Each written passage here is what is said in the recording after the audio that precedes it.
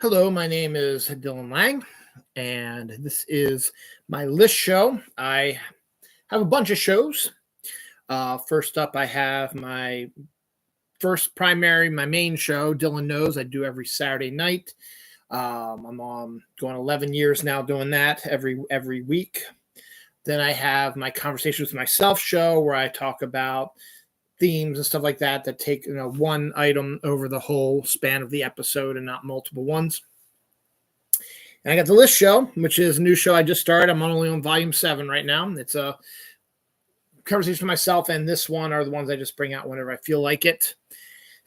And I felt like this one because I must say, if you ever get a question, if someone ever asks you if you could go back in time to any year,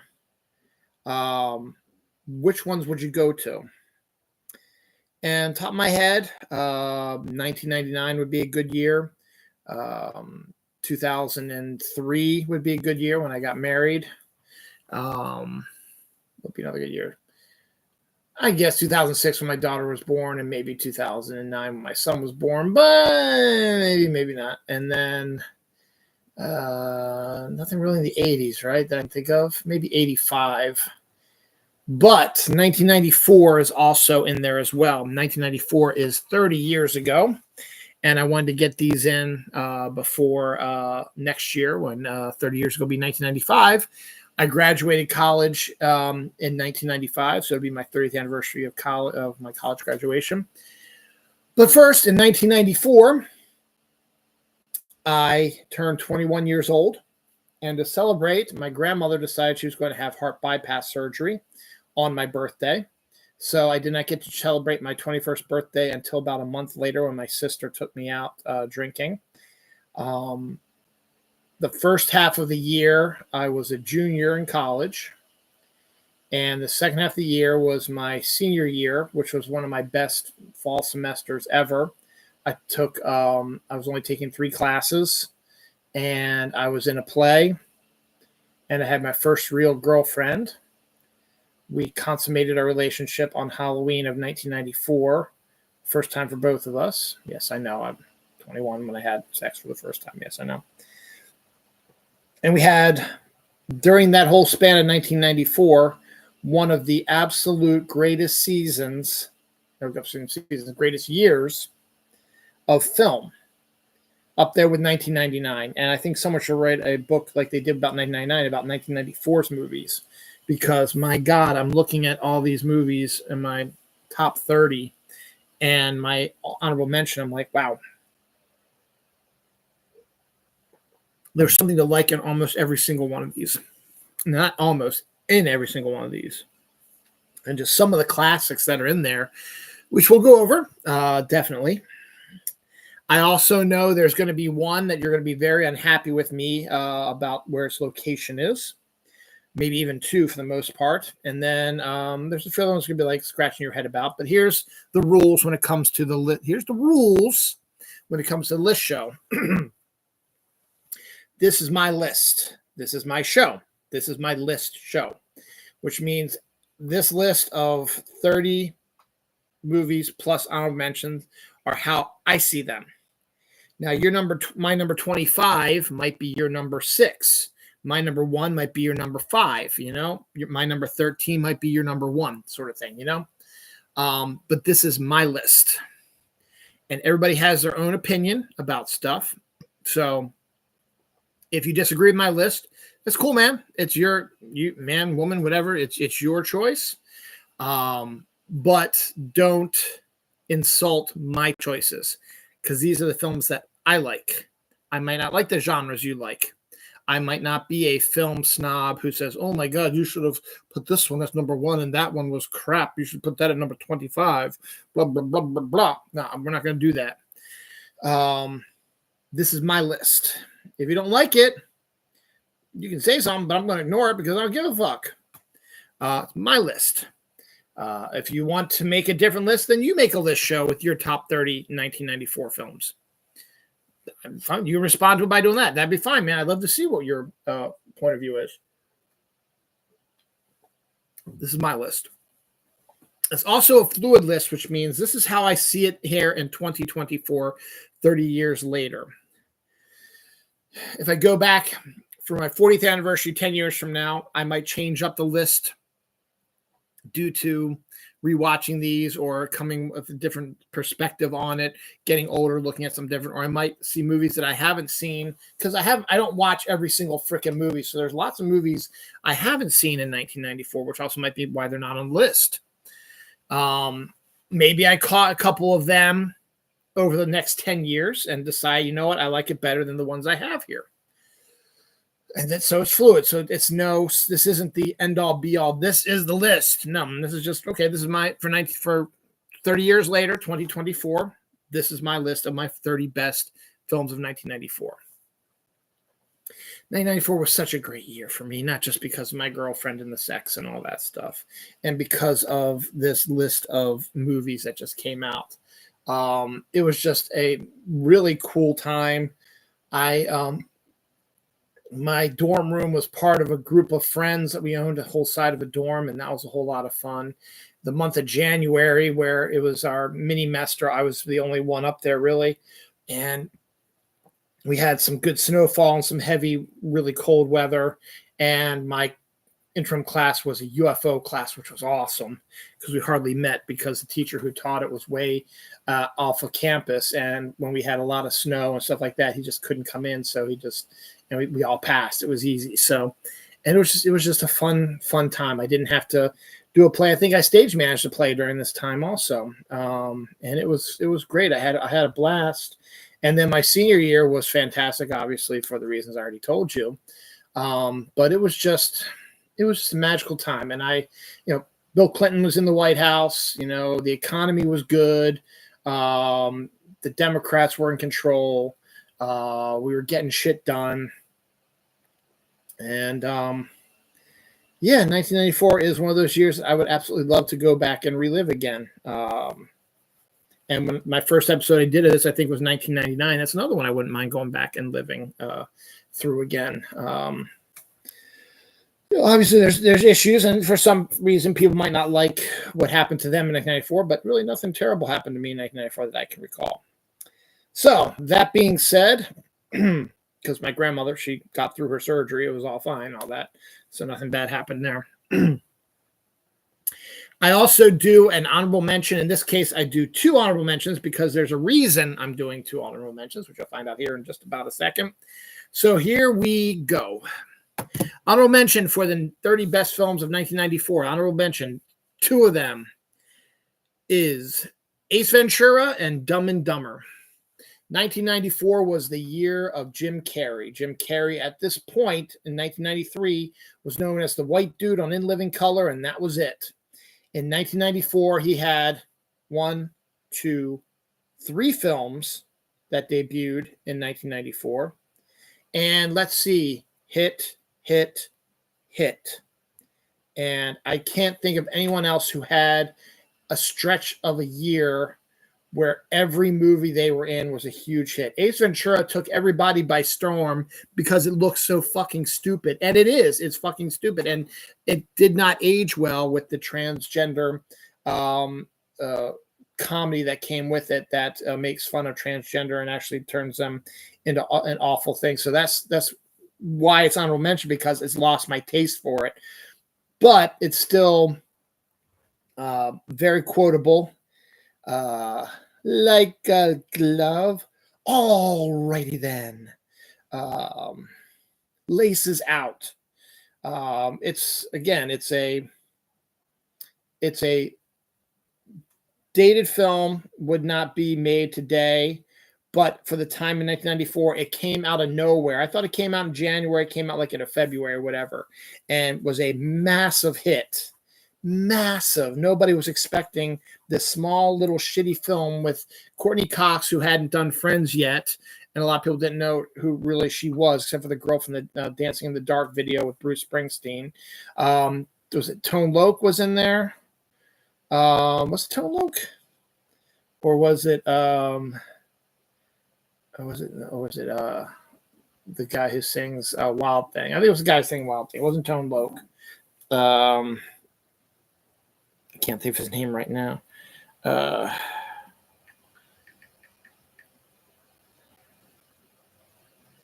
Loc. It is Tone Loc. Okay.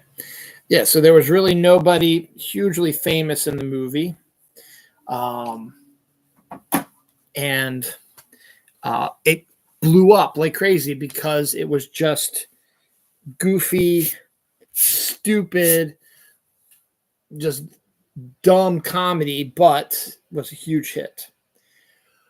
The second movie we're going to talk about is actually in my top 30, but I ain't going to tell you where it is. But we'll talk about the name. It's The Mask, which was based on a comic book. We'll talk about that, though, in a little bit. That came out in the summer, was a massive hit as well. Coming off of Ace Ventura's success, The Mask came out, introduced us to Cameron Diaz. We're not going to talk about that, though. Whoop. But that was a huge hit. And then come the end of 1994, we have another Jim Carrey movie in Dumb and Dumber with Jeff Daniels and the Farrelly brothers, which was the beginning of his teaming up with the Farrelly brothers. And it was, again, Dumb and Dumber is the second one on my honorable mention list, is another really stupid, dumb, moronic type of movie. Want to hear the most annoying sound in the world?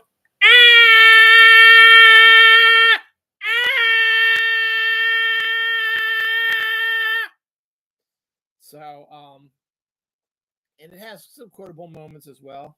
Samsonite, I was way off. When I think you can't do anything more stupid, you totally redeem yourself. Just another massively quoted movie. So, but again, it was more the potty humor, and there were some other aspects of it that is just like, I wasn't like, but still, the cane to the cane to the back of the kneecaps, just the toilet humor with the horrible diarrhea, and just in general, just a awful movie. So, well, not awful movie. It was a stupid comedy, just like Ace Ventura. So that's why the honorable mentions. Whereas The Mask was one that was not quite as stupid, but we'll talk about that in a little bit. But those three movies, Ace Ventura, The Mask, and Dumb and Dumber, is what cemented Jim Carrey as a huge hit, and then as a big star. And gradually, as the 90s continued, he hit a few other ones in there. I think Liar Liar was in the 90s. That was a huge hit for him. And then Bruce Almighty was a big hit for him. Me, Myself, and Irene, a bunch of other stuff that he did during this time frame, and really rocked the house down. So 1994 is the year of Jim Carrey. Two of the three movies, honorable mention, Ace Ventura and Dumb and Dumber. We'll talk about The Mask a little later in the show. All right, so I told you that in 1994, I started hanging out with a group of young ladies, women, one of whom caught my eye, and we were flirting, and apparently I caught her eye. And at my college, every Friday night after dinner, they showed a movie in our little mini theater that we had there. And so the movie, our first date, as it were, was this movie that is number 30 on the list, came out earlier in the year. And then we were able to watch it in the fall of 1994. It had come out earlier in 1994. It's Ben Stiller's debut as a director, film director. It's Reality Bites.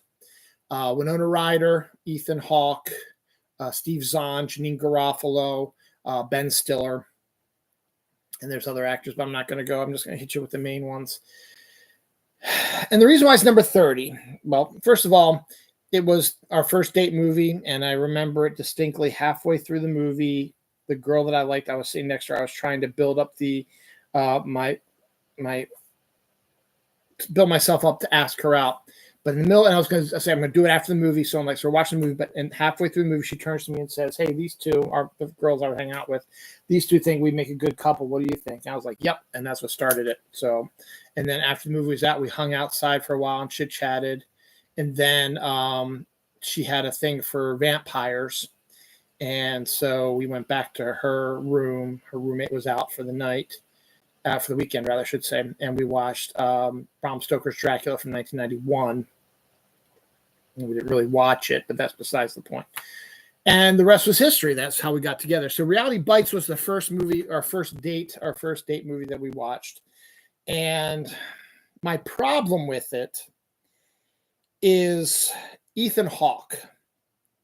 I love Ethan Hawke. If you guys have been watching my show, or even if you haven't, you must know Ethan Hawke is one of my faves.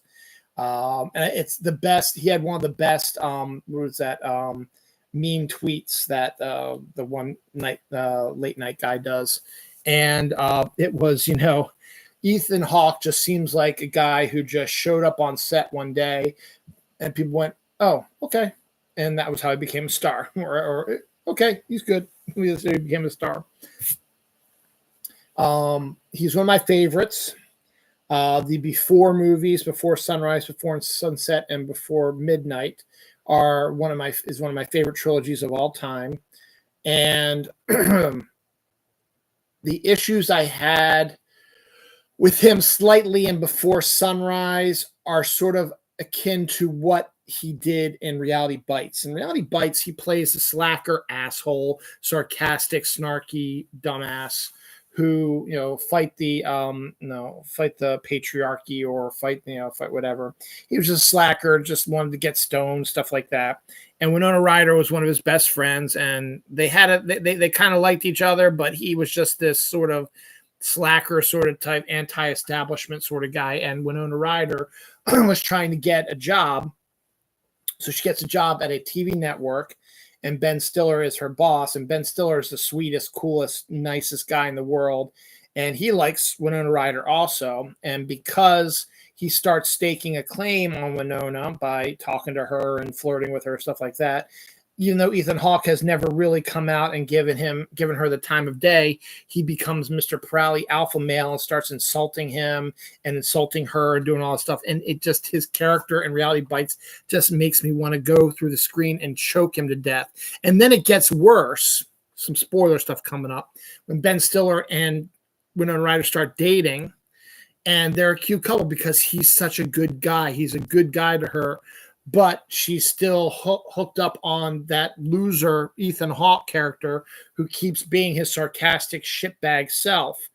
And then all of a sudden, it all goes to hell. Ethan Hawke's dad dies, and he gets all depressed and needs someone to talk to. And something happens at work, and Winona Ryder breaks up with Ben Stiller in a really stupid way. And so that she can go and comfort him, and they can they have sex to U2's that's the song that my girlfriend and I was my ex-girlfriend and I song, All I Want Is You. And that became our song. And if we would have gotten married, that would have been our song when we danced, but we didn't. Only lasted 4 months, but that's besides the point. We're not going to talk about that. Those 4 months were all 1994, and we broke up in January 1995. Anyway, so then all of a sudden, Ethan Hawke is now all of a sudden sort of becoming Mr. Nice Guy, and he wants to get together with Winona Ryder and want to be together with her. Ben Stiller's trying to get her back and get her to start working at the TV station again, but she rejects him and the station, even though he did nothing wrong, and wants to be with Ethan Hawke, and that's how it sort of ends. And it's just sort of like, really? So I really despised Ethan Hawke in this movie. Now, in Before Sunrise, which I think came out a year later, he starts off kind of playing the same role. And I'm like, oh, Jesus, not again. Are you typecast now? But then during the night that he and Julie Delpy are together, you start to see a little bit more of the innocent and the nicer qualities of Ethan Hawke that changes him from his character in Reality Bites. And then when you get to Before Sunset in 2004, it's absolutely night and day what happens. And I absolutely love his character in 2004. It's the same guy he was in 95. Excuse me, 2005. Same guy he is in 1995. but he is world weary in Before Sunset. And I love him so much in Before Sunset. Before Sunrise, he grows on me because I still had the bad experience with him in Reality Bites, because he was playing basically the same role for a few bits here and there. But then you start seeing a little bit different side of him. And then we jump to Before Sunset, and he's completely different with a little bit of an edge to him still, but not quite as it was in 1995. And I love him in that. That's why he's one of my favorites. But Reality Bites is what started it all off. That might have been actually the first time I remember seeing grown up Ethan Hawke. He was also in Explorers when he was younger, but I don't think I knew that until I went back and rewatched Explorers a few years later. I was like, holy fuck, Ethan Hawke as a kid is in this? Holy shit.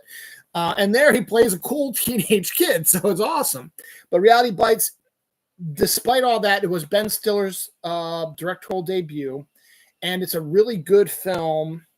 It's just the story about the love triangle just messed it up for me. Steve Zahn's character as the gay best friend who is getting ostracized by his parents, and Janine Garofalo, who's sort of having her own issues together, and they sort of form this bond together, is pretty cool. The sequence where they're all high as fuck on drugs and they go into a convenience store and start dancing to My Sharona. And just that's the one scene in that movie that I really like Ethan Hawke in, because Zahn and Garofalo and Ryder are dancing and doing all this stuff to the music, and Ethan Hawke is standing by the guy behind the register who's watching them, and he's just sort of like it's just one of the funniest things ever.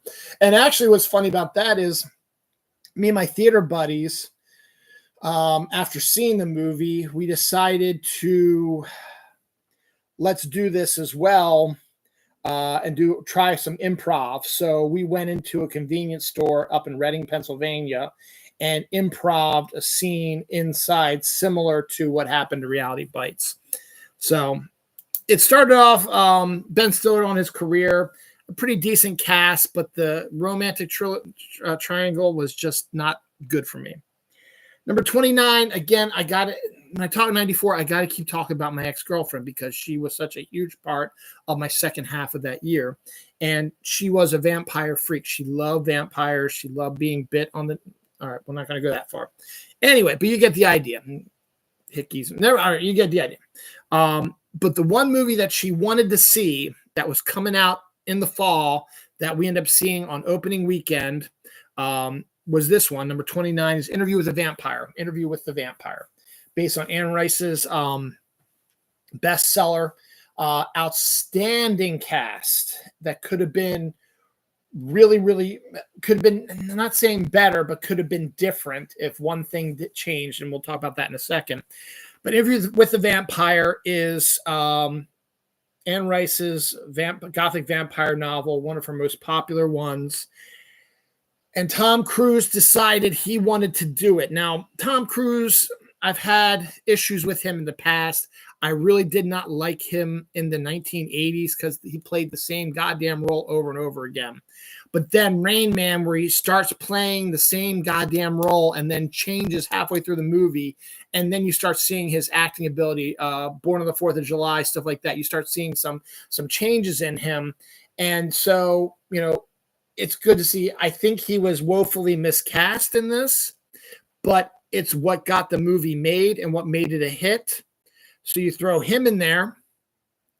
You throw a young up-and-comer by the name of Brad Pitt, who at that time was not Brad Pitt, was not the Brad Pitt we know. He was starting to get going a little bit. Thelma and Louise was a huge hit for him. River Runs Through It, stuff like that. He started Legends of the Fall. He started really getting into that sexy sort of aspect. And then, boom, he gets this huge movie directed by Neil Jordan, opposite Tom Cruise, based on a massive bestseller by Anne Rice. And it's vampires and it's gay and all this stuff. And it's a total shock to see, holy fuck, Brad Pitt can also act. But you'll see that later on. 12 Monkeys is still, to me, one of his absolute best performances he ever did, and absolutely deserved the Oscar nomination he got. Didn't win, but deserved it. Again, I think Tom Cruise was woefully miscast. But to be fair, I have not watched this movie again because it was going to bring back probably memories of my girlfriend, ex-girlfriend, stuff like that. I would like to look at it again here 30 years later to see if I still think Tom Cruise's performance was meh.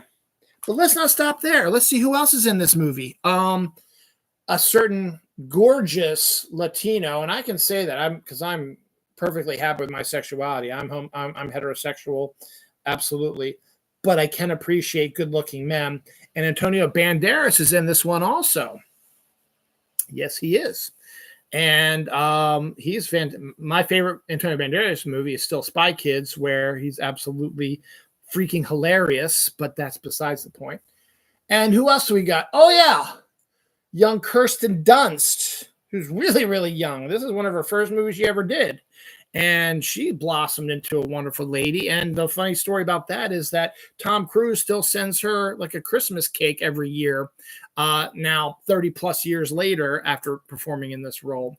And that must have been hard for her because she's 8 years old, 9 years old when she makes this movie, maybe 10 when she makes this movie. So she's still kind of a kid, and she has to play a woman older than she looks. And she's sort of got to be, into these studly guys. So, and it must have been awful for her because when you're 10 years old, you're like, oh, I don't want to do any of that. Disgusting. And then probably Kirsten Dunst now, 30 years later, she's looking at that, like, damn, look at I had. Oh, but wait, we have one more we got to talk about. We got to talk about Christian Slater. Christian Slater, who plays the interviewer, is also another outstanding actor from the late 80s and early 90s whose career also sort of went fizzled, which shouldn't have, but he was fantastic in this.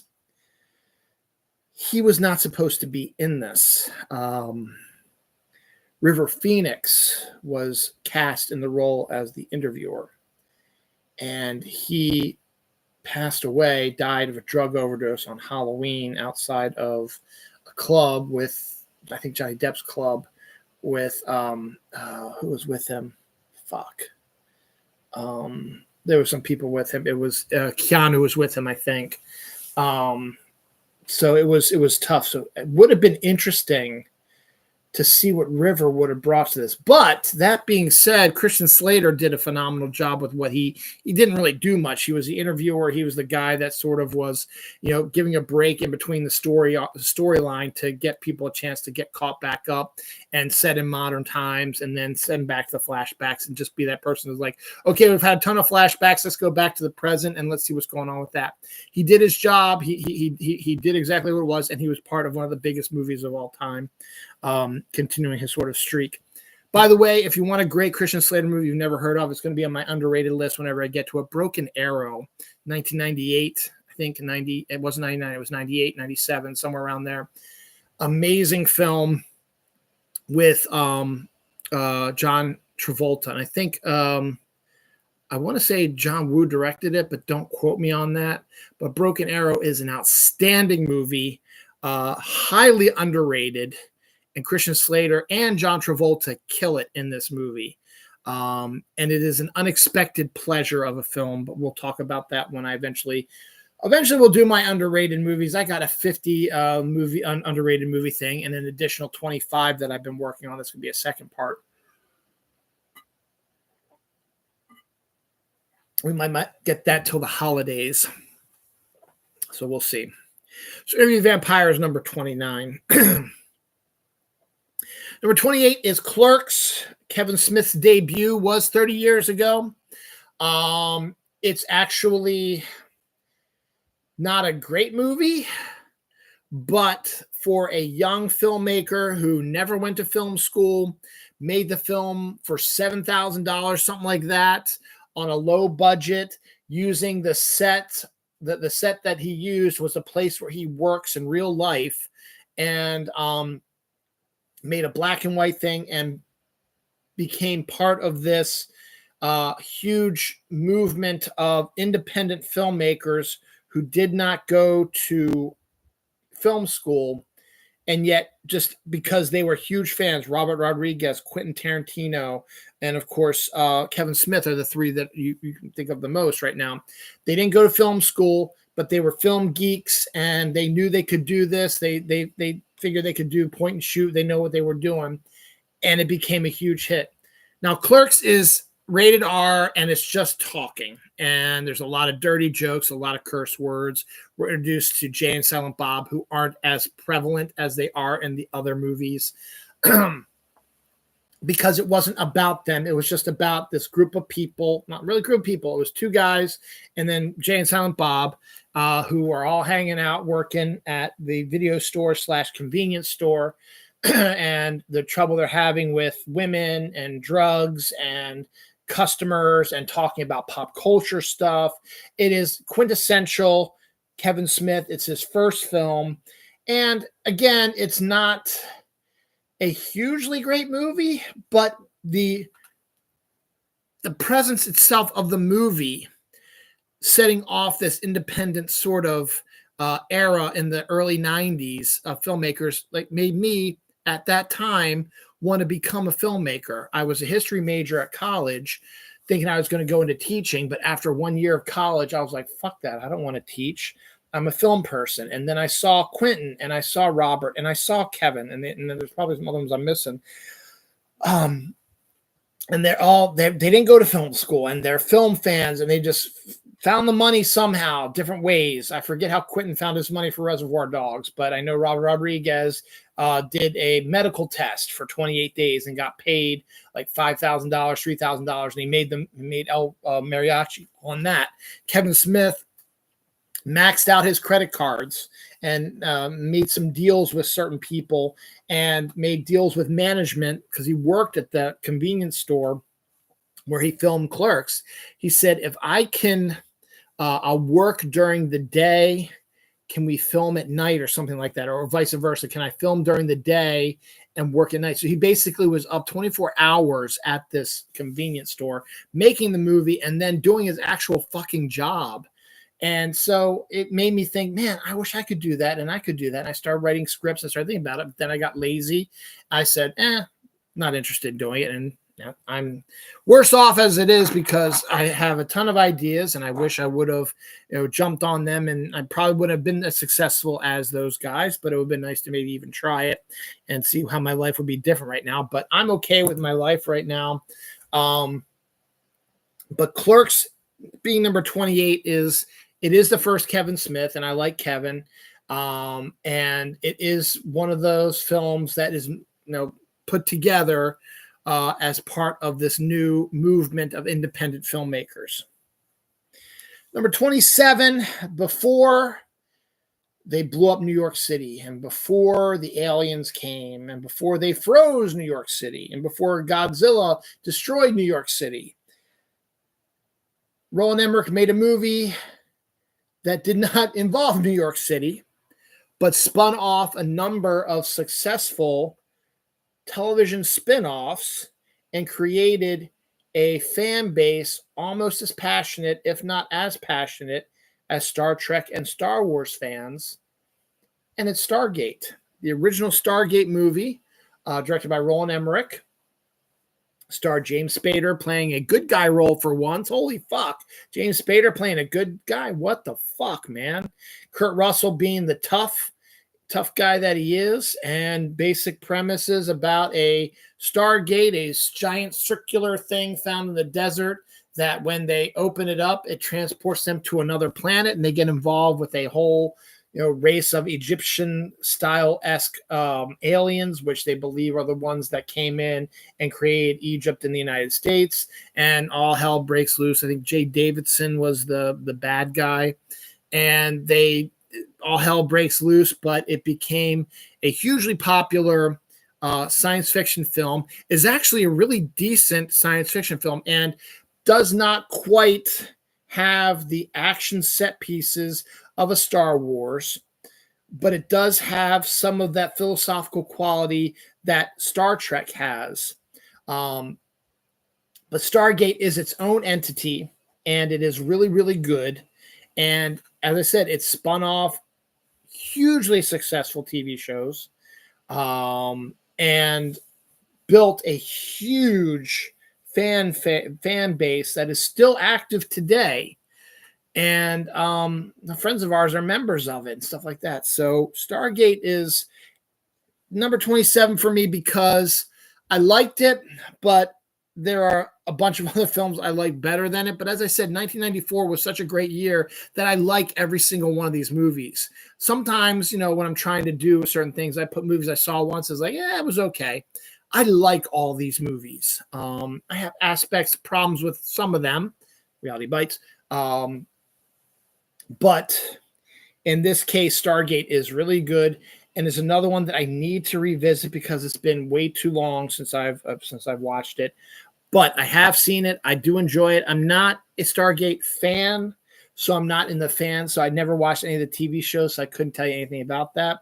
But I got lots of friends who are, and Stargate SG-1 or whatever you want to call it now is freaking huge, man. It's up there with the Star Trek and the Star Wars. So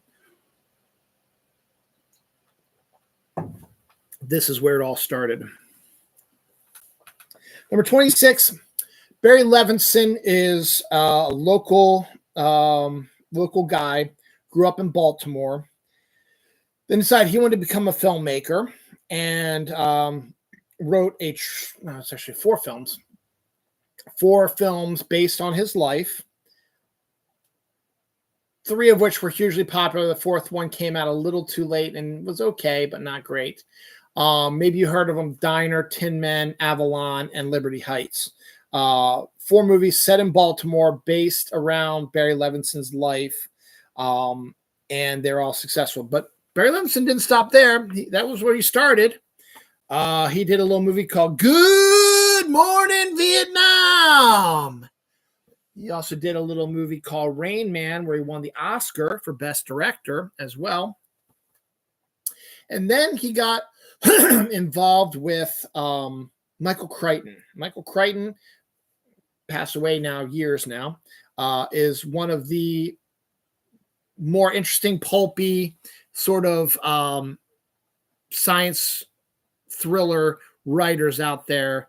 Beach reading stuff. All of his books are in like airport bookstores, and it's a type of book. A Michael Crichton book is a type of book you grab that you read on the beach and don't think much about it or whatever. There's science involved. That there's science and there's fiction. It's science fiction, but with a lot of emphasis on the science. And he's written a lot of hugely classic films, similar to Stephen King's, that all seem to get adapted into films. A ton of his books have been adapted into films. And he's also gone on to create other stuff. He helped co-create the TV show ER that came out coincidentally around this time. I think maybe it was a little later because it came out the same year as Friends. I don't know if Friends came out in 94. I kind of think it did, but don't quote me on that. And so ER was out around the same time as that. But he wrote a little book called Jurassic Park, and its sequel, The Lost Kingdom. No, not Lost Kingdom. No, The Lost. I forget what the sequel was. Anyway, so he did that. He wrote Andromeda Strain, which is a fantastic science film that sort of falls in on itself. It builds up the intensity, and then just sort of goes like that. 13th Warrior. What's some other ones that are hugely popular? Rising Sun. All of which have become movies. I can't think of any off the top of my head right now because Sphere is another one that Barry Levinson also directed, but he directed that later down in the 90s, early 2000s. But he did write a book. They're not all science fiction-y, but they have aspects to it. He did write a book that came out, I believe, in either 93 or it might have came out earlier. No, it must have been 93 because it takes about a year to make this film. Oh, Barry Levinson also made Wag the Dog, which is an outstanding political movie, which I talked about in my last list show. So Michael Crichton wrote a book that was turned into a movie, which is number 26 on my list, and Barry Levinson directed it. It's Disclosure. Disclosure takes the what's it, sexual, it's not sexual assault, harassment, sexual harassment, and flips it on its head. It tells the story of a married man who's been working at this computer company for years. He's expecting to be promoted any day now because he's done everything right and all this stuff. And there's a job opening. He's thinking he's going to get it. Everybody thinks he's going to get it. And then the owner of the company ends up placing a woman in its place as the manager, who just so happens to be an ex-girlfriend of this computer guy. And so they have sort of that thing. And then on a late night together, a few weeks later, the woman sexually harasses him because she tries to feel him up and tries to fuck him. But he tells her no and no. And she doesn't like no for an answer and then leaves. And then the next morning, she charges him with sexual harassment of her. And most people are going to believe that, because who believes a woman would sexually harass a man? So now he's sort of stuck. He lost his job to this woman who was his ex-girlfriend, and now she's saying he sexually harassed her. And once the investigation happens, he's probably going to lose his job now because she's a bitch. He's got to figure out a way to prove that he was the victim and not the perpetrator. And this is all wrapped around this computer company, which is beginning to work on virtual reality. And there's a virtual reality subplot, which actually ties in with the sexual harassment story, the reason why it happened, and so on and so forth. So Crichton throws all this in the book. There's the science aspect of it, the virtual reality stuff, and then flips the story of the sexual harassment of the woman against the man, but how society appears when a woman blames the man is like, the man says, no, she sexually harassed me. Yeah, right, sure. You sexually harassed her, blah, blah, blah. So it's an interesting book. It's actually a pretty good, decent book set in Seattle. And so Barry Levinson saw how popular, Jurassic Park came out in 93. So it wasn't, it was just last year when this movie came out, 94. So you get a good cast, and he got a fucking great cast here.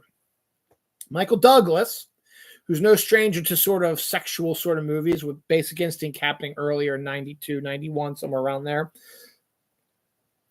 Demi Moore, who also is familiar with sexual stuff at that time, to have the two of them go at it with the sexual harassment storyline. And then you throw in Donald Sutherland as the guy who runs the company. And I'm trying to think if there's any other really big stars I can think of. Those are the three big ones. They set it in the sort of rainy Seattle, Washington area. It's part court case and part this VR stuff. And it's a really interesting movie it's hard to describe it, because everything gets tied up pretty nicely, pretty easily, pretty good. And there's a deep throat character that talks only through the computer, and just all kinds of, it's such an interesting film and such an interesting book, and is one of the better adaptations of a book. I don't think there really was much that they changed in the adaptation. It might be one of these almost straight up adaptations. I'm sure there's probably some stuff, because it's been a while since I've seen both and read both, read the book and then saw the movie. But there's got to, from what I recall, because I did read the book, reading the book and then watching the movie, it seemed like exactly the same stuff happened. So it was basically almost a straight up adaptation, and that was great. Demi Moore was sexy as fuck, but she was also femme fatale. And he's like, you start questioning yourself. It's like, she coming on to me like that, looking the way she does, I don't know if I'd be able to say no, even if I was married. It's hard to say, because she was stacked, and it's Michael Douglas, that sort of thing. So and Donald Sutherland plays, great Donald Sutherland, as he always does. So Disclosure number 26. It's one you might not have heard much about, but is actually really decent. The virtual reality stuff for 1994 is actually kind of cool, and there is a whole sequence in the movie that takes place in the virtual reality world.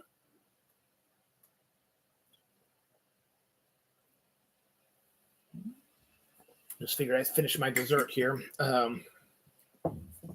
I'm only at number 25. And I'm 44 minutes in. Woo! 45 minutes in. That's going to be a long one, but bear with me because there's a lot of good shit coming. Number 25, this one will probably be easy one to talk about, a quick one, because not a lot happens in this one. And I think I have it this high. I think I have it a little high. I think I probably would have put it maybe closer to Clerks and maybe move Disclosure and Stargate down one. But I remember this movie more, and I've seen it more, and it's a quick film, and it's unique in the way, the setting of the film. And it's, again, one you've probably never heard of. It's The Chase, number 25. Charlie Sheen, Christy Swanson, Ray Wise, Flea and Anthony Kiedis, the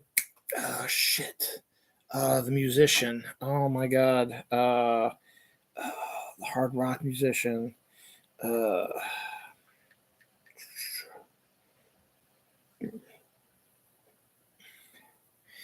Chris Swanson, Charlie Sheen, Josh Mostel, Henry Rollins, Anthony Kiedis, Claudia Christian, Carrie Elways, Flea, Charlton Heston, Ray Wise, Rocky Correll, Marshall Bell, Natalia Nagulich, and that's all the other really famous people. That's your cast right there.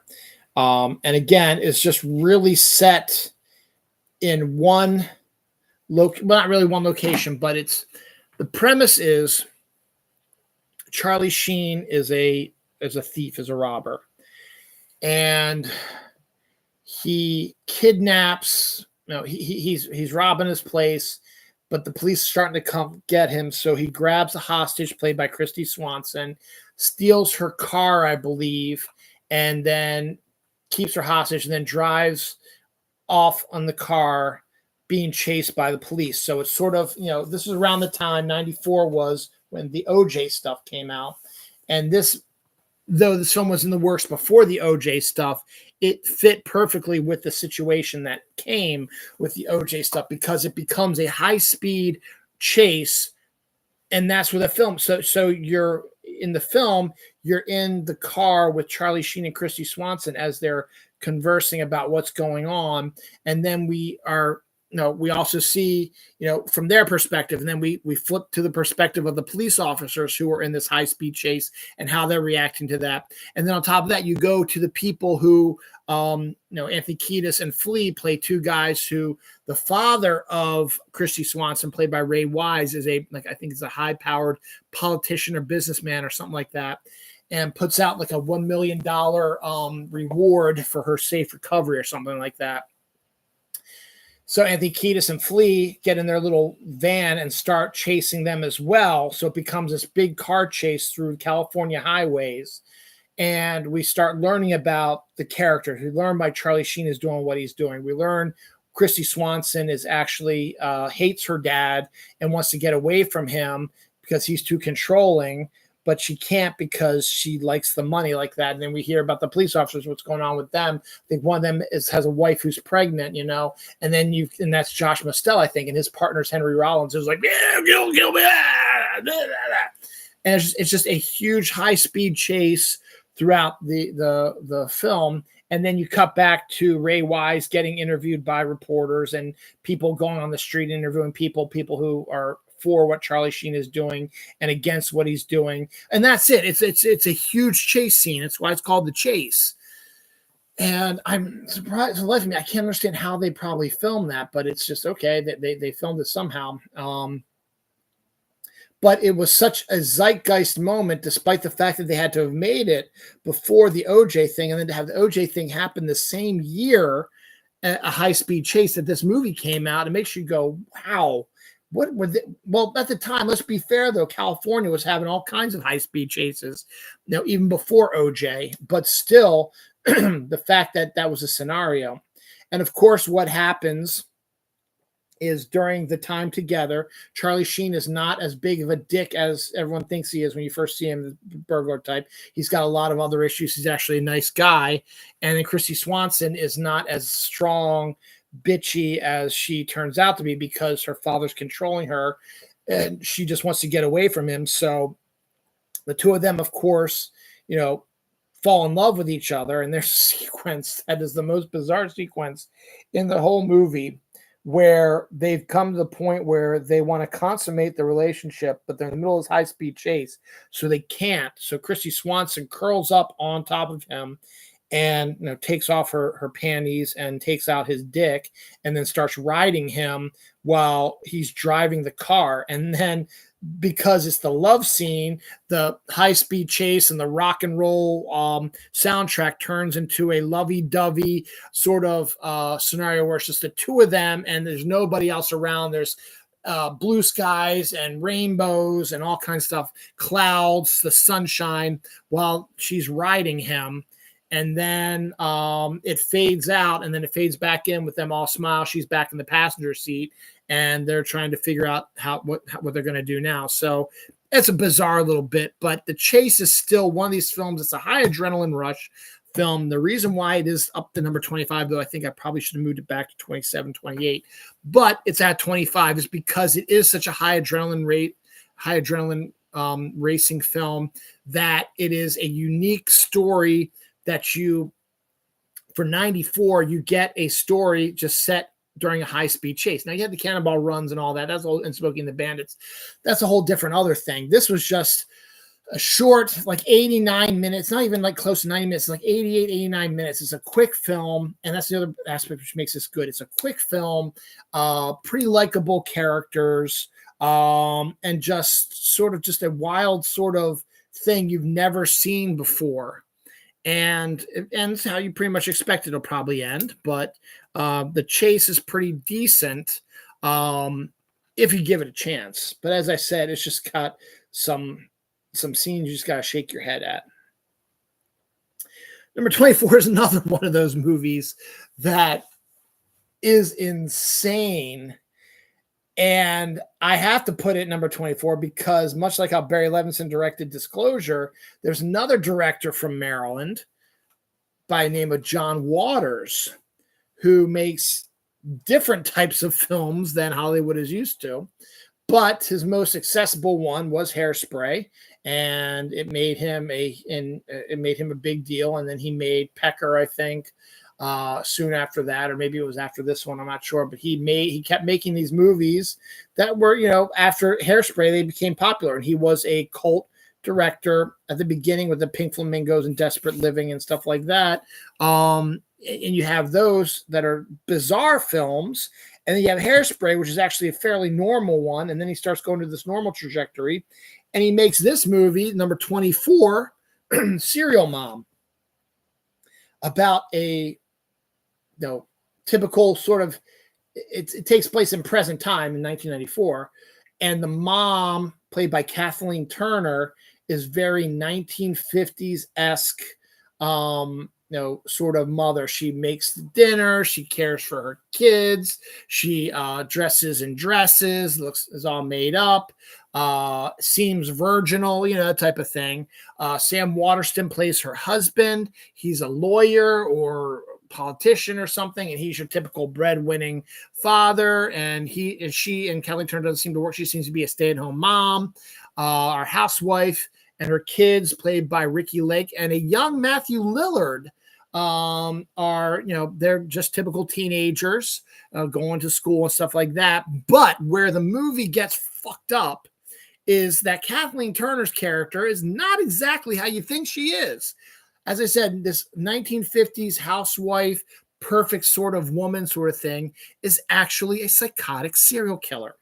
And she goes after people who affect her family. She's trying to protect her family, and anybody who messes with them in any form or another is going to get the taste of her blade as she kills them because she's a serial killer. And nobody believes that she is a serial killer because of who she is. Everybody knows who she is. And then when it's brought out that that they believe that she's being charged as being the serial killer, everyone cannot believe it. There's no way you can be one. Look at her. She's so innocent. And therein lies the plot of the movie. But what's really, really cool about this movie is it was filmed at my high school. I was gone by then, obviously, but it was filmed at my high school. It was filmed in the neighborhood next to the one I grew up in. So there's Annesley where I grew up, and there's Stoneleigh over here. They filmed it in Stoneleigh. They filmed it at my high school. They filmed aspects all over Baltimore because that's what John Waters does. And it's such a great movie. You get his typical people, his Patty Hearst and his stuff like that come in and play potential roles in here as well. But the film lies on Kathleen Turner, who absolutely kills it as the serial killer mom who goes after anyone who fucks with her family. And it is absolutely a freaking hilarious movie. Again, a very unique and different sort of thing. And it's unexpected.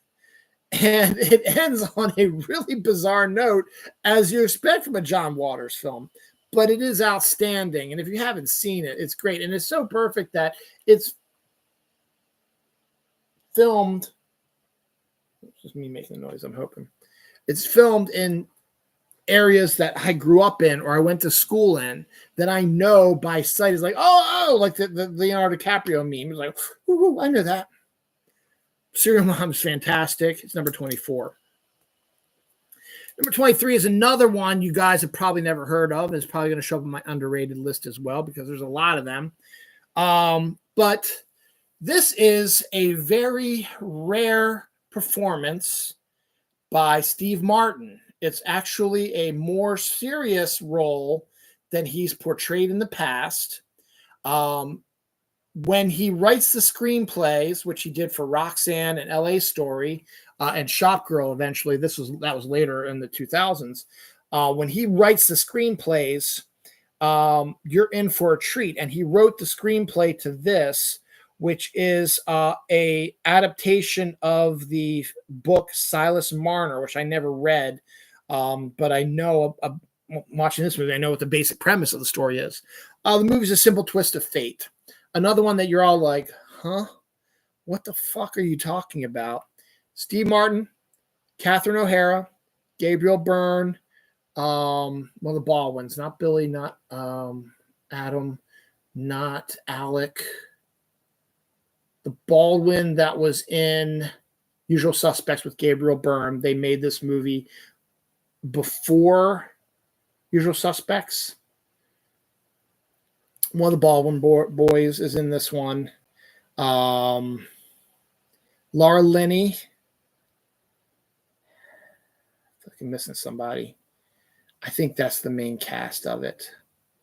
Yeah, because it's Steve Martin usually and his daughter. But the premise is Steve Martin's character was and it takes place it's actually dated in the 1970s, like late 70s, early 80s sort of thing. And again, adaptation of Silas Marner. Steve Martin wrote the adaptation of Silas Marner and wrote the script for A Simple Twist of Fate.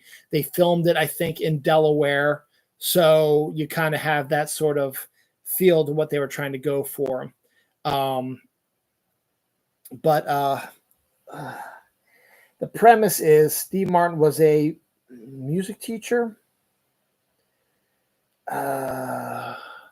Yes, I think he was a music teacher whose wife was pregnant, and he was, ecstatic first-time dad, loved it, stuff like that. And then his wife drops the bomb on them saying, I've been having an affair and the baby's not yours. It's actually my lover's, and we're getting together, and I'm going to divorce your dumbass. This fucks up Steve Martin, and he goes into himself being betrayed. Fucking motorcycle. What the fuck, man? And ends up going into rural West Virginia or something like that, where he lives in a cabin by himself, is a woodworker and just makes things out of wood that he sells to the local town for money, and then what he buys his groceries, stuff like that. He handles all that. But what he spends most of his money on is gold coins that the local coin collector. She runs a shop, like antique shop as well, played by Catherine O'Hara, who always knows that he's going to buy these gold coins. So she continually buys them, to sell them to him, knowing she'll make some money from him. But at the same time, she sort of is intrigued by him and likes him a little bit, but he is just so withdrawn with society that he doesn't really pay much attention. So he lives on the grounds of Gabriel Byrne, who is a political wonder kid who's running for either House or Senate. And he is he's not married, but he is dating Laura Linney's character. Stephen Baldwin, that's who it is. His brother, played by Stephen Baldwin, is sort of a typical Stephen Baldwin sort of character, a man-child, happy-go-lucky, asshole, tough alpha type guy who is the complete opposite of Gabriel Byrne's more controlled type of character. They basically are playing kind of the same roles they did in Usual Suspects for the most part, which I think, as I said, came out either before or after this, or it didn't come out the same year because it's not on my list. So it was either before or after. I think it was after, to be honest. I think Usual Suspects came after. So this is the first time they acted together. Anyway, Stephen Baldwin has a secret that he holds over his brother, and his brother knows because it's about him. Stephen Baldwin knows that before he was this wonder kid politician, his brother, Gabriel Byrne, was a drug addict. And he was hooking up with all kinds of druggy women for drugs and hits like that, and then decided to clean himself up after one last, fling with a woman, clean himself up and decide that he wants to do something for this country, and then started doing politicians. He was like a city council person and now is running for the big offices. But Stephen Baldwin knows that he impregnated one of his drug addicted women with a child, but they have to keep it quiet because it would ruin his political career. So Stephen Baldwin holds that over him and extorts money from his brother for himself and for, and takes money to the woman who is raising their young child, who's a baby now, or probably 1 or 2 years old now. So one night, it's during winter, it's snowing, cold, icy. Gabriel Byrne and Laura Linney are having a party at their palatial mansion. Steve Martin is asleep in his cabin after counting his gold. He always counts it all the time and writes it and just recounts it and plays with it and handles it because he's a miser. And then he drinks like some scotch or whatever, and then he ends up passing out from drinking too much.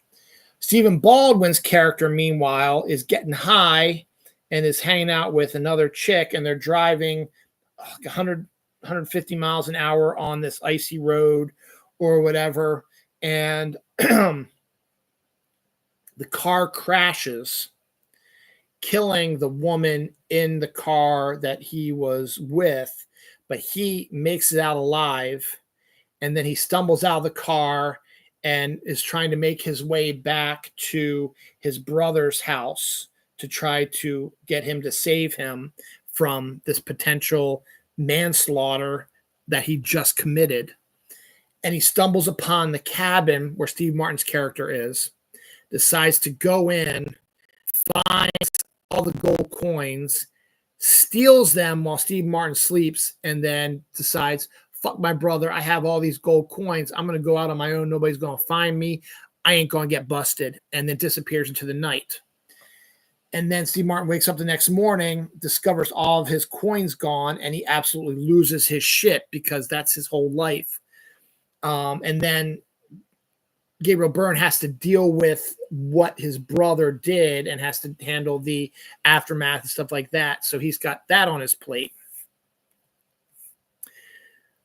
So because Stephen Baldwin was a liaison between Gabriel Byrne and the woman that had his child, the drug addict, she hasn't gotten any money, any hush money from Gabriel Byrne because Steve Baldwin was the one that delivered it to her, and he disappeared. He's gone. So she decides to take their child and confront him at his house and say, you need to give us money and take care of us because this is your child and I haven't gotten the money in a few days or a week or whatever it was, couple weeks, whatever it was. And again, it's a freezing cold, snowy night, and she can't make it. She doesn't have heat. She's freezing to death. She's high on the drugs and she's starting to die from drug addiction, but she doesn't want her daughter to die. So she pushes the daughter towards the cabin because she was on her way to Gabriel Byrne's house, to the cabin where Steve Martin lives. And the baby, the child, the 2-year-old, walks in and wakes up Steve Martin, who sees a 2-year-old in his house needing help. So he finds the frozen mother outside and then goes to Gabriel Byrne, who's having another party, to tell him what's going on. Hey, this baby just came into my house and there's a woman frozen to death outside my cabin. Gabriel Byrne knows who it is, knows who the girl is, but doesn't say anything and says, okay, we'll take care of it. And so Steve Martin ends up, with the help of Catherine O'Hara, who has her own son, learns how to take care of this girl.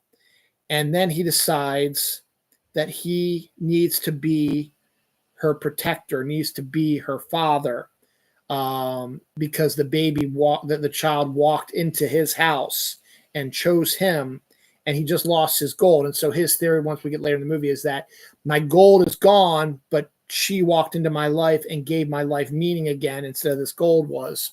So then we follow him as he becomes the guardian and the actual the father of the child via court cases that Gabriel Byrne fixes because of his political thing to give him, because he probably, in a normal situation, Steve Martin probably would never have a chance to be a foster dad because of just the way his life is. But because Gabriel Byrne knows that's his daughter and wants to keep an eye on her, but doesn't want to tell anybody, decides to grease the palms and gives the child legally to Steve Martin.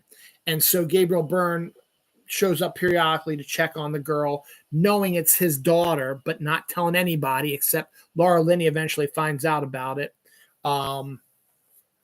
So we see as Steve Martin's character, who was this miserly, miserable person, slowly becomes this loving, wonderful guy as he raises his daughter, who's growing up and getting older, stuff like that. And we see her aging from 2 years old to 5 to like 10 years old, 11, 12 years old, whatever, and just what's been going on. So now at this point, we're in the future, we're in the 80s now, and she's like 12 or 13 years old. Maybe she's not a teenager yet. She might be 11 or 12 years old. And the only dad she knows is Steve Martin. And Gabriel Byrne's character, who's popped up periodically, she just thinks of as a nice guy. However, Gabriel Byrne has won his congressional seat, so he's been a congressman, whatever. And so he ends up marrying Laura Linney, but Laura Linney cannot have children, so he does not have an heir. So now Laura Linney learns about the daughter and says, your heir is right there. Why don't you take it back and make her become your heir? So Gabriel Byrne then announces that, he's been ensconced in Congress long enough that it's not going to be that big of a deal if he reveals all that, and tries to gain custody back of his daughter. But Steve Martin, totally blindsided by this, is like, you cannot fucking do this. She's my kid. I raised her. You cannot take her from me. And then it becomes a court case with the little girl caught in between. It is a phenomenally acted film. Steve Martin crushes it. It's so heartbreaking, heart-rendering, and has his moments of funny bits, as he's coming out of his shell, figuring out what he's going to do with his kid to keep her bored or keep her from being bored. And he's very creative. And then him and Catherine O'Hara have such great chemistry together, and they sort of become an item. It's so great. And then Gabriel Byrne plays Gabriel Byrne, sleazy sort of type, but it's very, he's sleazy, but he's kind of calm, oriented, charismatic sort of guy. Laura Linney's playing Laura Linney for the most part. Stephen Baldwin's playing Stephen Baldwin for the most part. But that's what the movie is, and it is so good.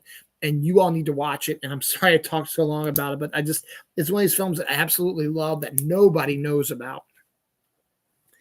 Number 22, Winona Ryder makes her second appearance on the list, as does Kirsten Dunst, right? She was in this too, right?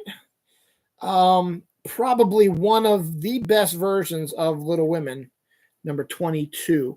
Now, Little Women, there's not been a bad adaptation of it. We had this one, and then we had the one, that came out a few years ago with Florence Pugh as Saoirse Ronan and stuff like that, and outstanding. But here's the cast of this Little Women. Listen to this. Winona Ryder, Kirsten Dunst, Christian Bale, Susan Sarandon, Claire Danes, Trini Alvarado, Gabriel Byrne. He pops up every second time here. I forgot about that. Samantha Mathis, Eric Stoltz, Mary Wicks, John Neville, Donald Logue, Florence Patterson. Let's see anyone else that's hugely famous. But just those names alone is an outstanding cast. A well-loved story that everybody knows for the most part because you read it or you've seen one of the movie adaptations. This is one of my favorite movie adaptations, and I love the Florence Pugh Saoirse Ronan one as well. But and Timothée Chalamet's in that one also. But I like this one a whole heck of a lot more. I'm sorry, guys. I love you guys. But this one is just absolutely perfect with a cast of great 90s stars that absolutely steal the scene. It is shot wonderfully. I think a woman directed it that made it even better. Let me double check that. Full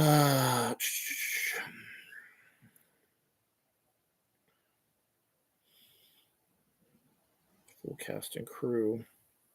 Directed by Gillian Armstrong. Yep, Gillian Armstrong. Fantastic female director.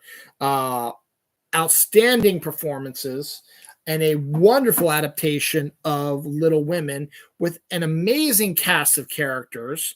Winona Ryder, absolutely kills it as she always does. And everyone thought that she peaked in the 80s. No, she was brilliant in the 90s as well. She died off as we got later in the 90s, but in that early part of the 90s to mid 90s, she was still killing it on the dance floor. So Little Women, number 22. Because I sort of got to get caught up now because I started talking a little about so much here. But everyone knows the story of Little Women. It is a very good adaptation of it. Very well shot. Great score. Great scene, great set designs. I said great casting, though. To be fair, I think Gabriel Byrne's character is a little too boring for the role that he brings. But to be fair, his character is kind of boring. Number 21 here's another tie into me and my girlfriend. When we went to see Interview with the Vampire, I think it might not have been opening weekend. It might have been the weekend after. Star Trek Generations is number 21, opened at the same time. And I remember waiting in the movie theater to go see Interview with the Vampire, and there was still a ton of people who were going to see Star Trek Generations as well. Star Trek Generations is, to me, another underrated Star Trek movie. I think people really don't like it because of what happens to William Shatner. Now, Star Trek Generations was the 7th Star Trek movie. The first 6 were all done by the original crew: Shatner, Nimoy, the main cast. I just don't have the time to look it up, and I can't think of it because my brain is when I'm going a million miles a minute. I can't think of George Takei, stuff like that. They all goes in there like that.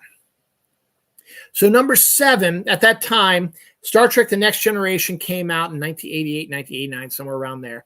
Lasted about 7. Must have been 86. No, it was 87. It was 88. It was 87, 1987, because it had finished its run in early 1994, I believe, because it's the 7 seasons of Star Trek. And I think it finished its run, and then it went right into the movie. So Star Trek The Next Generation was a huge spinoff of Star Trek, became hugely popular, and it ran for 7 seasons that people absolutely loved it, and they loved the handing off of the torch to Star Trek The Next Generation. But they reached the pinnacle of their storylines as well for TV. They wanted to move on and do stuff. So they ended it with the 7th season. So then the next step was for the Star Trek, the old OG Star Trek crew, to hand off the movies now to the Next Generations one, because let's face facts, we're now, number 6 came out in 92.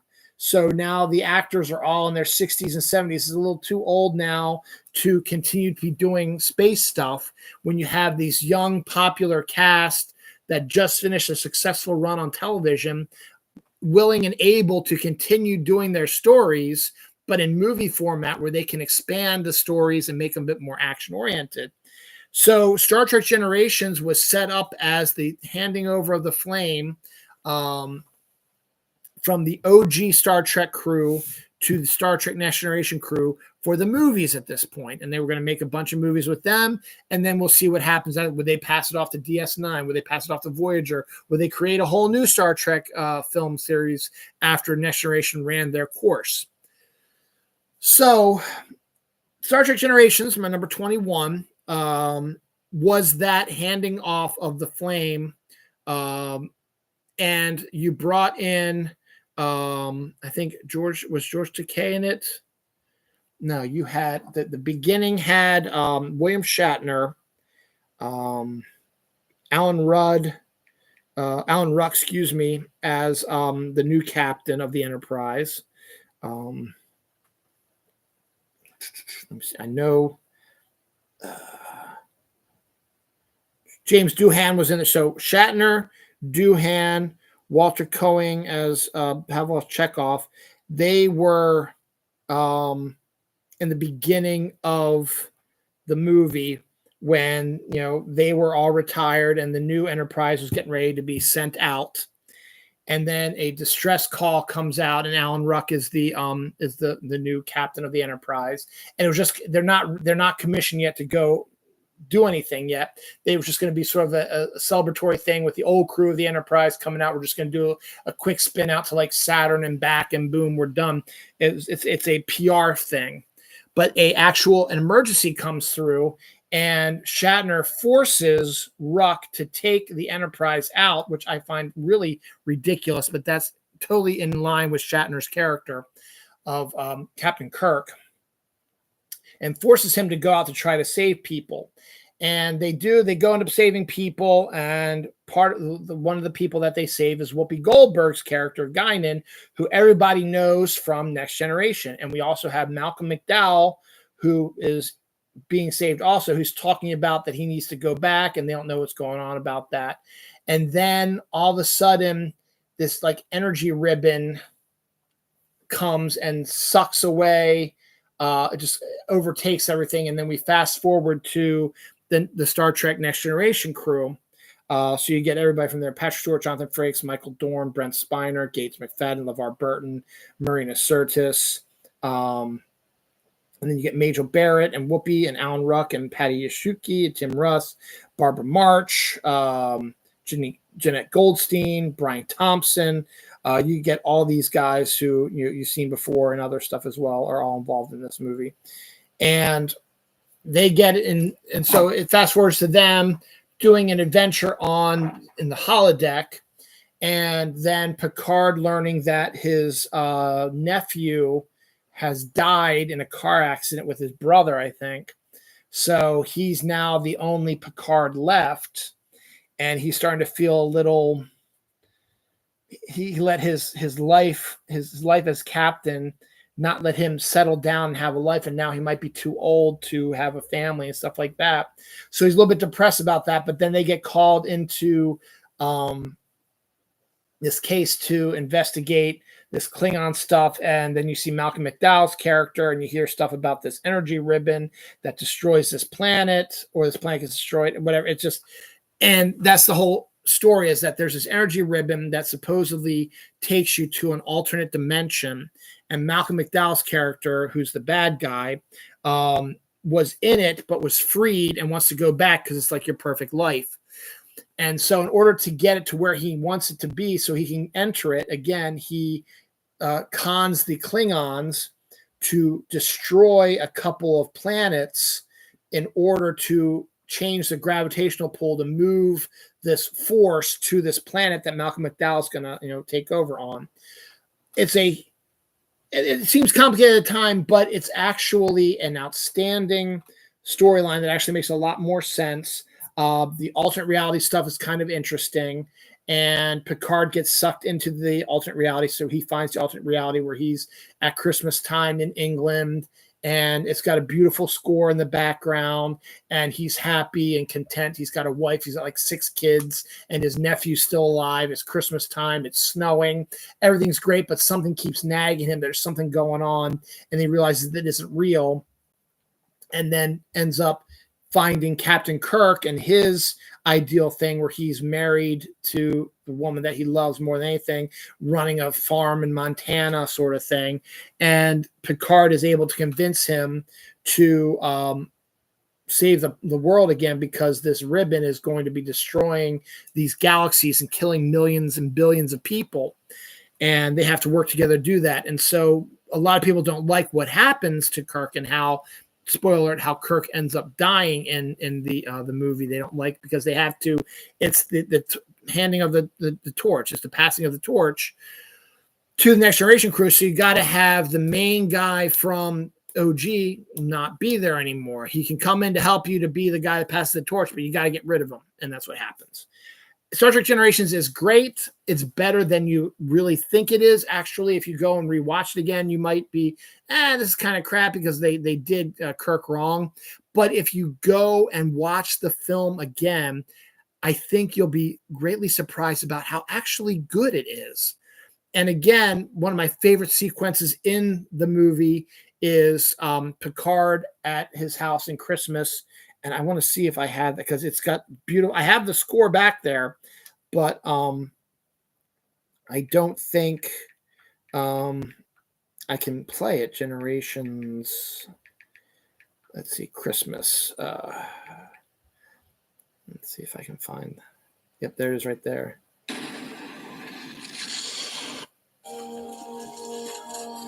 This one's for you. There it is, Picard and the Nexus. That's what it is. I can't play because I don't want to get copyrighted on this, but it's such a great sequence with great music, and everything seems perfect, and Picard is happy, and then he just realizes there's something that I need to do, and so he has to say, I got to give up this life, and that's what happens. And so Star Trek Generations, a lot better than you think it is. If you're a Star Trek fan, absolutely go and rewatch it. It's actually brilliant. Yes, I know you're pissed at what happened to Kirk, but if you get past that, it's a decent film. Number 20 is another Christmas movie, one of the best, funniest Christmas movies of all time. Will be on my Christmas list when I do that as well. It's also one of the most, has the most instances of the word fuck in it, because Dennis Leary plays the Ref. The Ref is an outstanding Christmas movie, and it is a Christmas movie, none of this Die Hard bullshit. It takes place on Christmas Eve. Dennis Leary is a safecracker thief who breaks into a mansion on Christmas Eve to steal what's inside the safe, but triggers an alarm which forces him out, and he's got to figure out a way to get away from the house because the police are coming. And he hijacks Kevin Spacey and Judi Davis, who play a married couple who are undergoing therapy on Christmas Eve. So he hijacks them and carjacks them, I should say, and takes them back to their house and ties them up. And so he can stay in this house to try to figure out how he's going to escape from the police, because now everybody's going to be out looking for him, because It's a rich person. Their house just got robbed. The police are there, so they know someone tried to break in, so they're not going to stop till they find the person.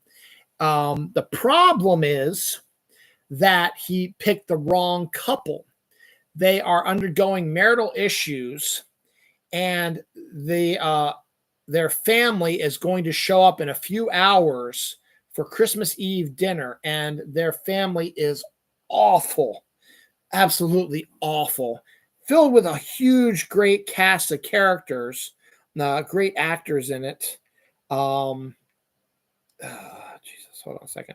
I gotta give you this list of actors here. So I told you about Judy Davis, Kevin Spacey, and Dennis Leary. You also get Christine Baranski, J.K. Simmons, Glynis Johns, Vincent Pastore, Jonathan Benjamin Hickey, Adam Lefevre, Raymond Barry, Edward Saxon, Bill Raymond, Jim Turner, Ron Gabriel, Phil Aiken, B.D. Wong, just an outstanding cast of characters. Denise Pigeon, Peter Krantz, Max Piercig, just a outstanding group of, and one of the most awfulest families you ever seen. And so he's holding them hostage, and in order to make it seem like he's okay, he pretends to be their wedding counselor or their marriage counselor who's there watching them at Christmas time, and ends up having to be a therapist for everybody in this awful, terrible Christmas that he has, trying to get away from these psychopathic, whiny assholes. And it's Dennis Leary absolutely slowly losing his freaking mind. It is so funny. If you've ever, check out the trailer for it alone, just to see him breaking the fourth wall is outstanding. So he doesn't break the fourth wall in the movie, but in the trailer he does, and it's outstanding. So the ref is number 20. Number 19 is another movie that most people probably never heard of before, but it's actually should be more out there. It's directed by Ron Howard and stars Michael Keaton, another great team. Michael Keaton, Marissa Tomei, what's his name from Godfather? Randy Quaid's in it.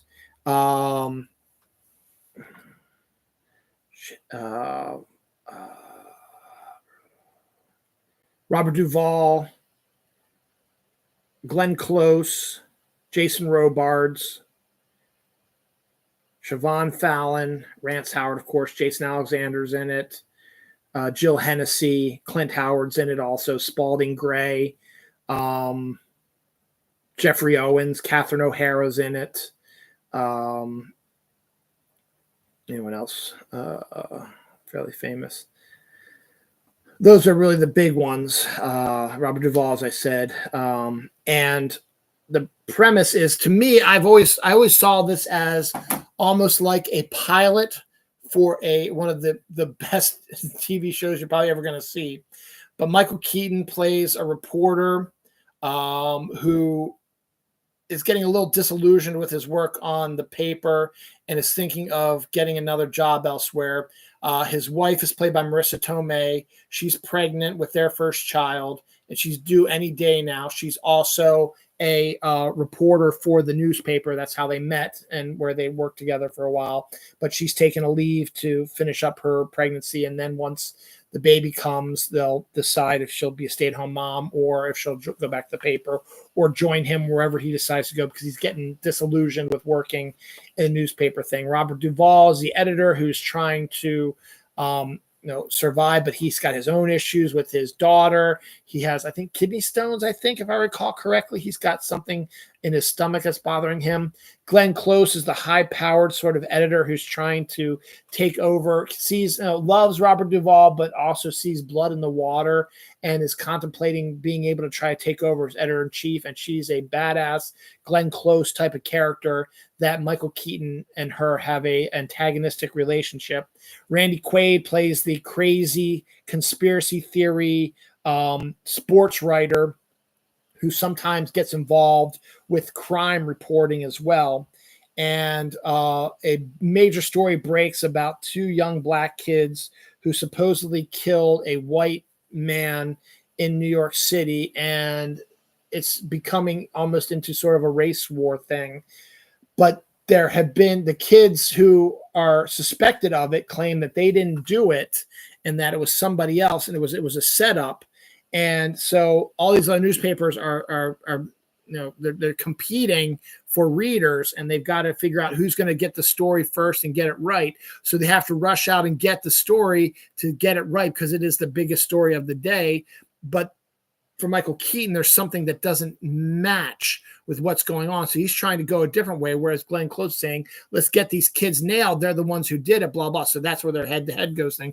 And so basically it's just the two of them in basically almost a real-time movie as they're trying to run against the clock to print the story about if these kids killed this white man or they were innocent. And so it becomes sort of this high-paced sort of thing to see what happens. Culminates in a confrontation in the New York in the newspaper press room where they're making the papers between Glenn Close, Randy Quaid, and Michael Keaton. It's a really interesting role, but it's Michael Keaton being Michael Keaton, Marissa Tomei looking really cute after her My Cousin Vinny time, Glenn Close being Glenn Close, Randy Quaid before he gets absolutely crazy insane, playing a great role as well. Robert Duvall continuing his stuff, and just a great behind the scenes sort of cast. As I said, very fast paced. Before ER came out, seems like as I said, a pilot for a TV show where things are going boom, boom, boom, boom, boom, real quick, boom, boom, boom, boom, boom.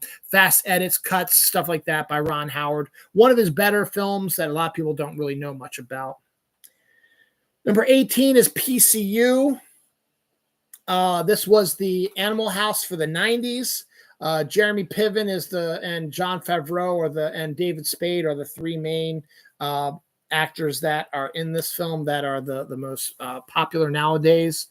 And it's, as I said, it's Animal House for the 1990s. PCU stands for Port Chester University, but at the same time, it's also politically correct university because now in the 90s, everything is politically correct on the campuses, and this movie sort of makes fun of that. Because you have Jeremy Piven, who's like the typical 8-year senior who's finally might be able to graduate, but lives in a group home that's not because there's no fraternity sororities allowed, but it's a group home of men and women who are just sort of the slacker Delta types, slackers who don't really do much and are losers and stuff like that, just trying to make their way through stuff. And they're going up against the prissy Republican, pre-Trumpian Republicans led by David Spade, who want their house back, and they're the ones who are fighting the Jeremy Piven and his crew are the ones that are fighting the establishment, and David Spade and his crew are helping the establishment crack down on these students because they want to get this house back. And so you got an evil dean and all the stuff. And it's all through the eyes of a high school senior who's going up there for a weekend to try to see if he wants to go there. So you get to see everything through his perspective.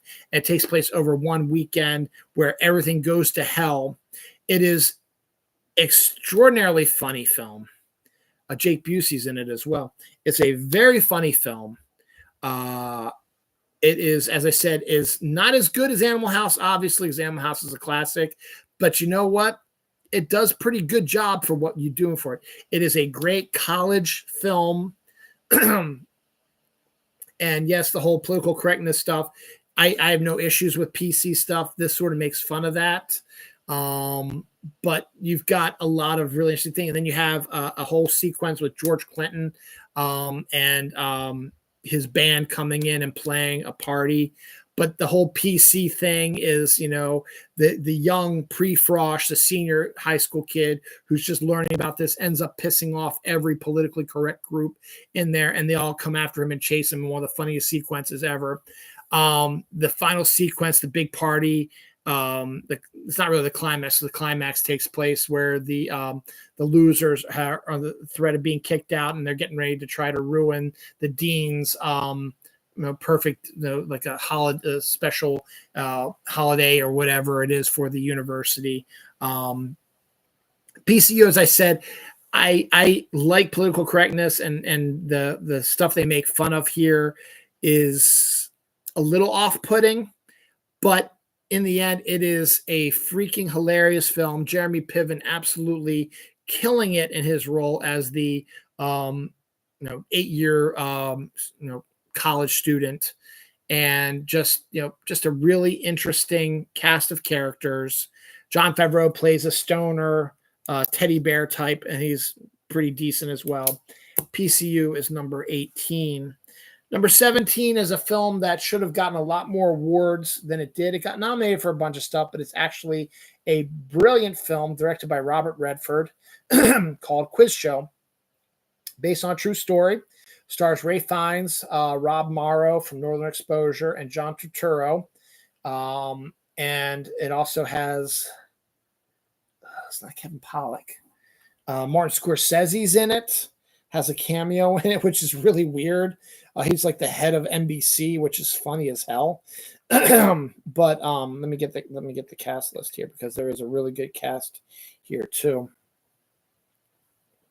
Ray Fiennes, Rob Morrow, John Turturro, Martin Scorsese, Paul Scofield, Mira Sorvino, Hank Azaria, David Paymer, that's what was the thing about, Christopher McDonald, Calissa Flockhart, Kelly Cofield, Paul Guilfoyle, Jack Gilpin, Elizabeth Wilson, Grace Phillips, William Fichtner, Griffin Dunn, Timothy Busfield, Elenia Douglas, Ernie Sabella, Jeffrey Nordling, Bruce Altman, Deborah Monk, Carol Shelley, Gretchen Agolf, Byron Jennings, Douglas McGrath, just a outstanding cast of characters. Barry Levinson is in it also. I forget that he plays a cameo role in it, and it was directed by Robert Redford. And based on the quiz show scandal of the 1950s, about how the contestants on the quiz show were getting the ones who were winning were getting the questions in advance, and it was rigged so that they would win the game and keep winning, because it was driving the ratings were being driven up high, and the advertisers were happy because they were a chance to sell their stuff. 1950s, they would stop the show and say, "You must drink this lovely drink here. It'll do such blah blah blah." It'd be a whole commercial done by the people the contestants and the guy who runs the show, played by Christopher McDonald.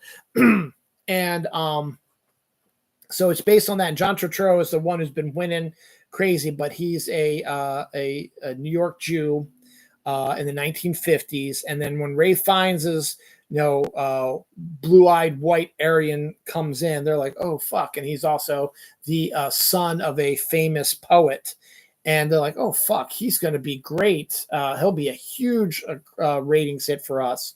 So they convinced John Turturro to throw the quiz show so that Ray Fiennes can win. And they promise him a bunch of stuff, but John Turturro doesn't want to because he's hugely popular now. But sure enough, he ends up taking the bait and ends up throwing the game. And then Ray Fiennes ends up becoming the new champion. And then John Turturro's life just gets turned to shit. And then he doesn't get what he's promised for throwing the competition.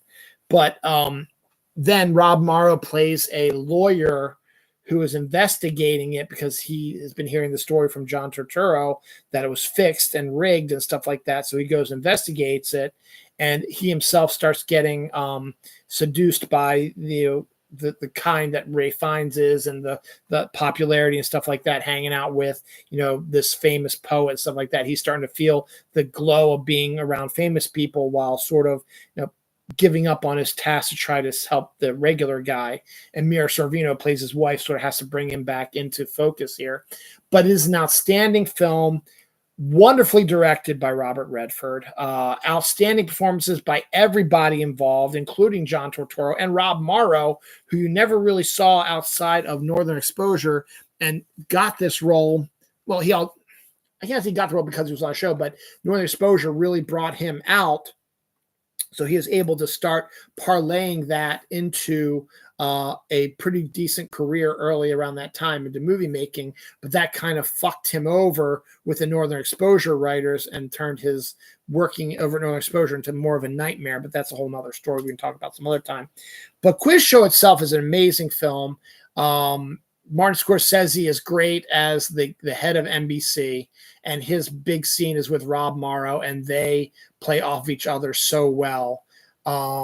I think it has one of the best lines is, I think Rob Morrow like says to him is like, I got you. And Martin Scorsese is like, well, why are you the one who's sweating? Like, you don't got nothing on me, man. And then Barry Levinson plays someone else as like the producer of the show or something like that. So he's outstanding too. So you got a little bit of director cameos in there as well. But you get Christopher McDonald as the host of the show, and Mira Sorvino, and John Turturro, and Rob Morrow, and Ray Fiennes, and Hank Azaria, and David Paymer are fantastic as the two guys who are sort of the ones who are doing the dirty work for NBC. So it's great. It's fantastic. Well shot, well acted. Should have gotten a bunch more awards, but que sera, sera. Speaking of getting more awards, this movie was a disaster at the box office, but has become one of the most beloved movies of all time, based on a Stephen King novel, or novella in this case, Shawshank Redemption. Tim Robbins, Morgan Freeman, huge cast of characters. Y'all know the story. Tim Robbins is convicted of killing his wife, though he claims he didn't, and then ends up getting sentenced to Shawshank prison. This is in the 1950s, 60s, somewhere around that aspect of it.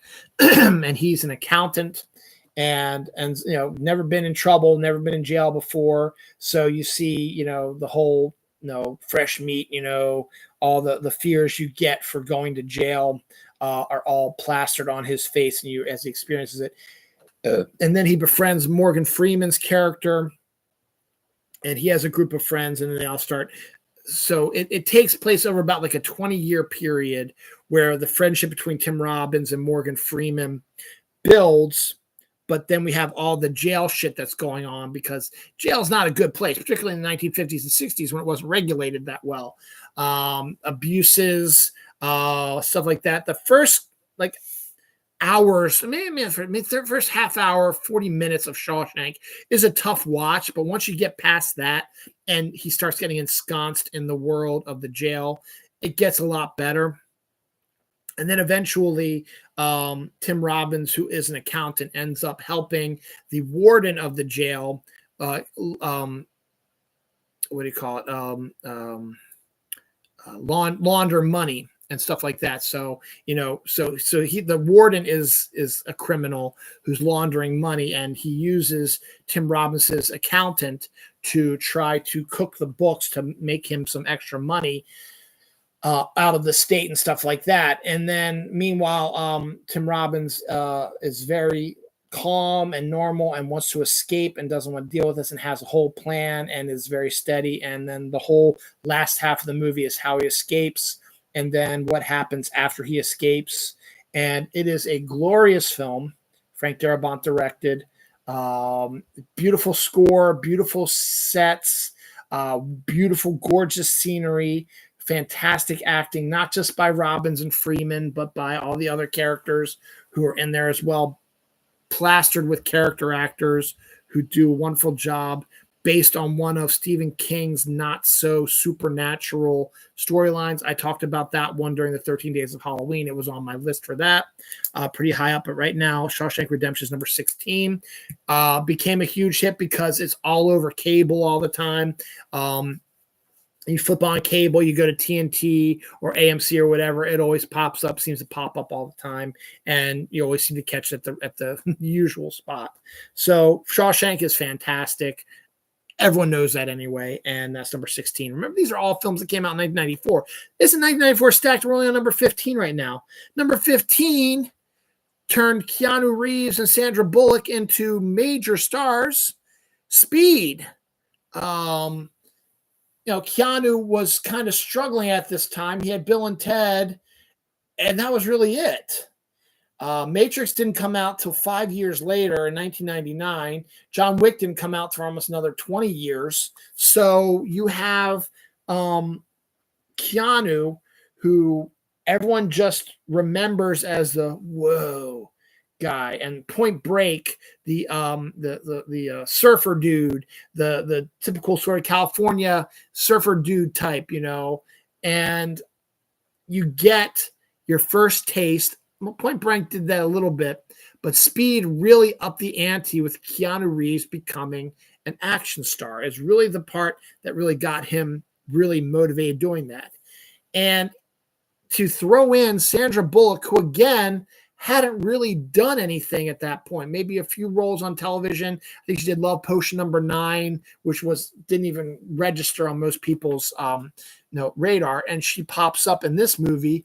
Her and Keanu's extreme chemistry is so smoking hot. It's insane how good it is. And then you throw on top of that Dennis Hopper playing an absolutely psychotic bad guy, which he's always really good at. Jeff Daniels playing Keanu Reeves' earnest partner, who Jeff Daniels is great in everything he does also. And you get this action sequence again, action film. Jan de Bont directed it, which he went on to do Twister a few years later. Really gave some juice to the action film, because this one has one of those high concept action film ideas. Dennis Hopper is a mad bomber who's been bombing buildings all over the place, and he ends up placing a bomb on a bus, a typical bus that drives people around in the city.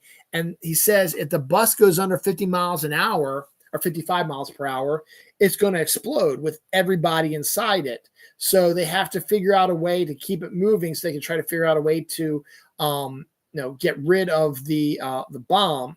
So Keanu ends up having to jump onto the bus and take it over to try to help them and try to figure out what's going on, so he can be the eyes of the LA police department to try to figure out how to save the day, and ends up, meeting cute with Sandra Bullock's character, who's on the bus also, who ends up helping him out in this aspect. And so they got to figure out a way to try to get the people off of the bus. They're able to figure a way to do that, but he needs Sandra Bullock's help to drive the bus while he tries to run stuff. And that's really it. I mean, that's the high concept of the story. Now, we have the conclusion of what happens with the bus. Obviously, they don't die, but you still have Dennis Hopper still out there. So you still have one last action sequence that you have to deal with. And it is a phenomenal action film. Really, Point Break was good, but Speed was what really brought Keanu into the action star mode. And he did a few other ones leading up to The Matrix, and that took him off in a completely different direction. But this was the one that really got him on the map and got Sandra Bullock on the map, because now this film was such a huge hit that I think 2 years later, or maybe even the next year, it's either 95 or 96, I can't remember, is when While You Were Sleeping comes out, which is Sandra Bullock in her romantic comedy set around Christmas time, which became a huge hit and spiraled Sandra Bullock into becoming a big star as well. This started her on her path, got her that role in While You Were Sleeping, and that spiraled her into being the star that she is now. Keanu was always kind of a big star, but he was always kind of not a big star, but he was a star, but he wasn't a huge star. This made him a huge star, and then you give him The Matrix, and then you give him John Wick, and then before you know it, it's Keanu Reeves time. So this is the film that brought Keanu and Sandra into the zeitgeist and really got them going. It's a damn good action film as well. Speed is number 15. I don't even know the song like that. Number 14 is Disney's, one of their huge animated hits. Did come out in 94. It's The Lion King, baby. The Lion King, James Earl Jones, the Matthew Broderick, Nathan Lane, Jeremy Irons, the voices of the characters. The Lion King is one of the most beloved Disney animated films of all time, an outstanding musical. I think it won Best Animated Film, won Best original song and score and stuff like that. It was a huge hit, made $320 million. So I think might have been bigger than Little Mermaid and Beauty and the Beast as well. I think Lion King was the biggest one of the big three. And then Aladdin, I think, sort of took that over a year after in Lion King, from Lion King, or maybe it was the year before. But as I said, it was continuing on the streak that Disney was on. Lion King has been such an iconic film that it's been turned into a musical on Broadway, has been turned into a live action film, and a prequel to the live action film, which looks at young Mufasa, is due out in theaters in December of this year, 30 years later. So Lion King, I don't know what else I have to say. You know Lion King. Everybody knows Lion King. Everybody, for the most part, loves Lion King. Gorgeous animation, gorgeous storyline. A little bit of controversy because supposedly it ripped off a Japanese anime, either Simba or Kimba the White Lion. I think Kimba the White Lion. It ripped off basically the entire story, is the claim that the Lion King just took Simba the White Lion and turned it into the Lion King. I'm not sure because I've never seen Simba the White Lion, but I remember that controversy sort of came out. And that's number 14, Lion King. All right, this one's going to be a little bit of a long thing. This is probably going to take us through 2 hours. So we're at an hour, 50 minutes. So next 10 minutes is going to be probably about this. This is the one that I'm going to get all the hate on. This is the one I'm going to get. Are you freaking insane? But yes, I find this film hugely overrated, but good enough to be number 13 on my list. It's Pulp Fiction. Everybody screams that Pulp Fiction should have won Best Picture of 1994 over Forrest Gump, and I disagree with that wholeheartedly. And we'll talk about Forrest Gump a little later down the line. Pulp Fiction is a good film, but it has no redeeming characters. It is overly violent. It is overly racist with the use of the N-word, which Quentin Tarantino believes that he has every right to use the N-word in every other line, it seems like. It's about despicable people doing despicable things. And the only reason why it really gets any traction as being such an amazing, crazy, outstanding film is because it's done out of order. It's not told in a linear timeline. So is We Live in Time, which is an absolutely phenomenal romantic drama that came out this year that is absolutely shot in a non-linear form and is just as good, if not better, than Pulp Fiction, because there's actually characters you fucking care about in that movie. But 1994 non-linear storytelling was never really been done before. And Quentin got a huge kick out of Reservoir Dogs. A lot of people said that was really, really good. And then his script for True Romance, which he wanted to direct, but he hadn't had enough in there yet that he didn't have the opportunity to make the case that he should direct it because he had just done Reservoir Dogs, but they didn't know what was going to happen. So they said, no, we'll give that to Tony Scott, which is absolutely the best choice. Pulp Fiction was shot, it was filmed, it is shown in a non-linear format. And yes, the cast is phenomenal. Samuel Jackson, John Travolta. This movie revived John Travolta's career and made him an icon through the rest of the 90s, and then he dissipated and disappeared in the 2000s. Bruce Willis, Harvey Keitel, Uma Thurman, Eric Stoltz, Rosanna Arquette, Steve Buscemi has a cameo. I can't think of the guy who plays crime boss, what his actor's name is. It's going to come to me. He was in Dave, of all things. I don't know why I can't remember his name. I loved him in Dave. Ving Rhames, Tim Roth, Amanda Plummer, Maria de Medeiros,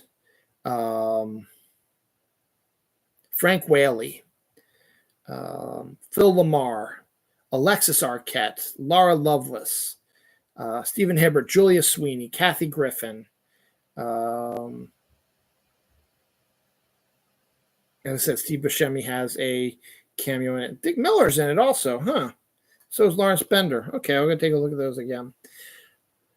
But and the nonlinear storyline is interesting. It's fine. I have no problems with it. If it's done properly, you can easily follow what's going on. We Live in Time did an outstanding job of making it easy to follow what's going on in the story with its nonlinear timeline. Pulp Fiction is actually easy to decipher as well with its nonlinear timeline. And it's actually at a point you can figure out, no, you can pretty much, if you've seen the movie enough, you know if they did it from beginning to end chronologically, you know how it's going to go. The last scene in the movie, if it's chronological, is Bruce Willis driving away on his motorcycle. The first scene is technically the first scene in the movie with Travolta and, well, no, actually not. The first scene is Tim Roth and Amanda Plummer. That's not the first scene, but the scene after that with Travolta and Samuel L. Jackson talking about Royale with cheese and all that bullshit, that is the first scene of the movie. So if you follow that, and then as you're watching the movie, you can figure out the linear aspects of it. But the movie is vastly overrated. Everybody loves it so much because of the unique storytelling saga. But to me, I find overt violence to be way too much. I don't like the use of the N-word and just everyday conversation, because it's fine when it's black guys doing it or black guys and women doing it.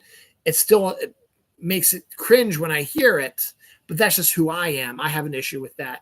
The uber violence, the despicable, there's not one character in that movie that is likable. They have likable qualities. Also, I just thought of it also. Christopher Walken has a cameo in it as well. And it's very well written, yes. It's very rat-a-tat-tat, pop culture, Quentin Tarantino, but it's way overrated. It's number 13, so it's still a decent film in my eyes, but I think it's way, ow, my cat's scratching me, is way overrated. I don't think it deserves as much praise as it gets. Its nonlinear storytelling, yes, is unique at the time, but that should not be the end-all, be-all for a movie. You need to have some types of likable characters. Now, to be fair, I like Harvey Keitel's character a lot. Mr. Wolf is fantastic, but he doesn't really do much, and he's in it barely at all. And he's kind of a jerk about some things, but I do like Harvey Keitel's Mr. Wolf. And look, there are aspects of all the characters I like as well, but in the end, they're all criminals, people who kill people. And there's the gratuitous male sodomy sequence, which had no reason to be in it whatsoever, other than sort of just a shock treatment thing. The drug, the syringe into Uma Thurman's heart, that is sort of to build the suspense, was kind of interesting as well. Sure, the dance sequence with the two of them is meh as to me. It's just a way overrated film. I don't like really most of the characters. The storyline is just sort of meh about things, and it's for Pulp Fiction, that's what you want. The old school Pulp Fiction magazines and comics and stuff like that. That's what this movie is basically an adaptation of that. And therein it succeeds. But the fact that everybody talks about how great this movie is and how it should have been the best movie of the year, just stop. Just stop the talk. I like Pulp Fiction. I don't love it. It's not a film I'm going to watch over and over again.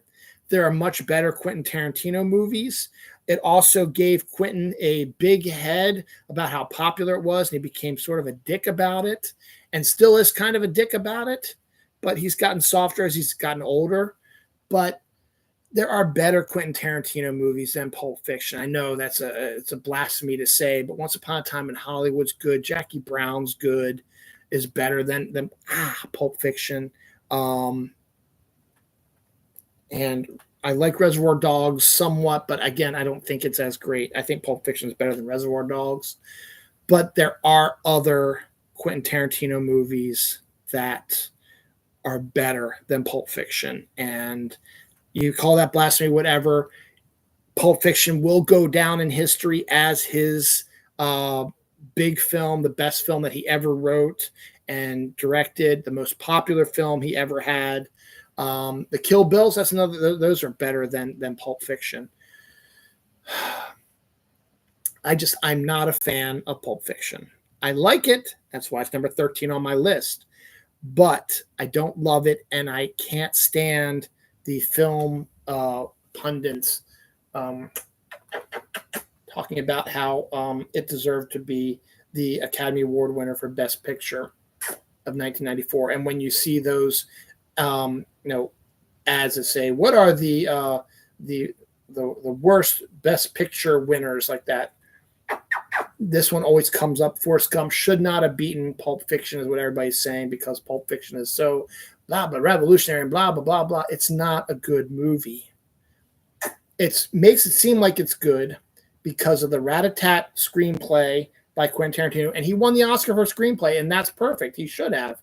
It was a really good original screenplay, and he won the Oscar for that. But the film itself is not that great. It really isn't. When you sit down and look at it, it's what gets everybody going about it is the fact that it has that nonlinear storytelling, and the rat-a-tat conversations is what really gives people the love for Quentin Tarantino's Pulp Fiction. And I'm done talking about Pulp Fiction because I don't want to get any more trouble.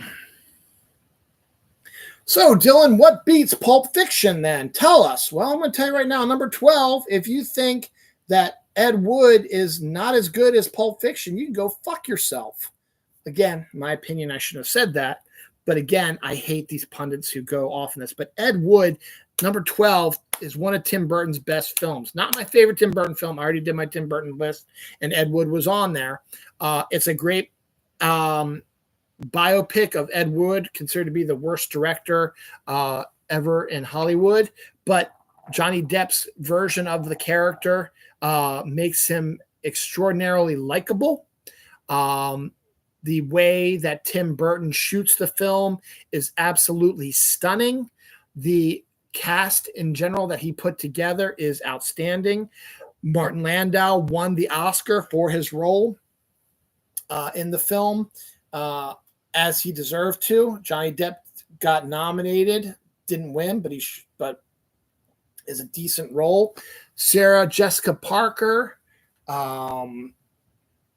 Max Casella, Bill Murray, who else is there? Lisa Marie, the guy who plays the Kingpin, plays a phenomenal. Vincent D'Onofrio plays a phenomenal Citizen Kane character. So, not the director, Orson Welles. And it is a love story to old school Hollywood, shot in black and white, as it should be. Shot in the old style, the 1950s, early 1960s black and white film. It is an absolute gem of a film, an amazing biopic of a character that you would not expect to be an interesting film for a biopic on, a character, a person to have a good biopic on, but is outstanding. And that's a lot to do with Johnny Depp's performance as the role of Ed Wood. And that's what really is what sells this movie. And Martin Landau, of course, winning the Oscar, he's phenomenal too. And he surrounds, Ed Wood, Tim Burton surrounds himself with a huge cast, fantastic cast that is insanely good. The film is wonderful. And yes, I truly believe it's better than Pulp Fiction.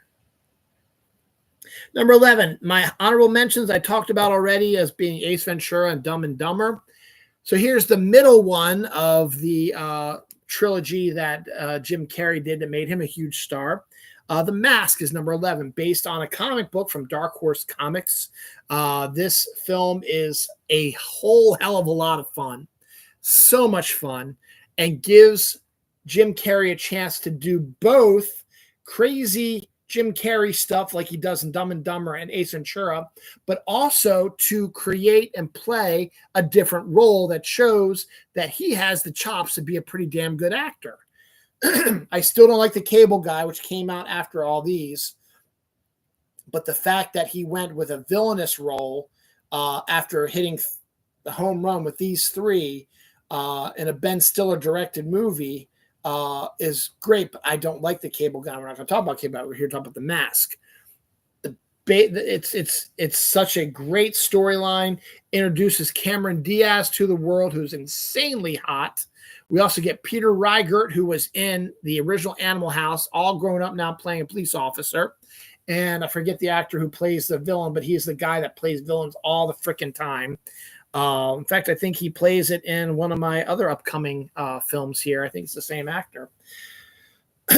Anyway, The Mask follows Stanley Ipkiss, who is a bank worker, who is a very kind, gentle, nerdy sort of guy, very quiet, and just sort of like, be a perpetual friend zone guy, never anyone considered to be a huge, date or whatever. And then Cameron Diaz's character comes in and sort of starts flirting with him, and he starts getting a little bit more confidence, but then something comes up and he ends up, going away from her. It's not quite exactly what it is, but then he sees what he thinks is someone drowning in the water. And because he's a good person, tries to go in and save him, but instead it's a wooden mask. And it's like, that's weird. So he just goes back to his apartment and he starts hearing whispers, and it's coming from the mask. So he puts the mask on, and it basically brings out his ego or his id, whatever it is, his hugely, insanely crazy side, because Stanley is into the old school 1940s sort of cartoons, Zoot Suit stuff, Zoot Suit Riot stuff, Tex Avery cartoons, stuff like that. So he becomes a living cartoon wearing this mask, but he also has no filter. So he just decides he wants to go rob a bank. So he goes because he wants the money, robs a bank, and he starts causing all kinds of havoc, and then comes back to his apartment and wakes up and sees all this stuff and realizes that something's going on, and it has to do with the mask, but then the mask keeps calling him into that. And eventually he runs afoul of the guy who is the head of the mob, whose Cameron Diaz was like the woman that he was dating and was trying to use her to figure out a way to rob that bank that Stanley was working at. But she ends up actually falling for Stanley as Stanley and not the mask. But when he's as the mask and he sees her, he brings out everything that he wants to do with her out in this character, dancing and spinning around, stuff like that, seducing her, stuff like that. But he is a cartoon. The way the mask is somehow, it's a comic book movie, so you can't really think much about it. But whenever he puts it on and he becomes this cartoon character, he can't die. He does all kinds of crazy stuff. And then eventually the bad guy grabs a hold of it, takes it over, and now he has to figure out a way to defeat the bad guy with the power of the mask without the power of the mask. It's an amazing film. Visual effects are amazing. They're outstanding.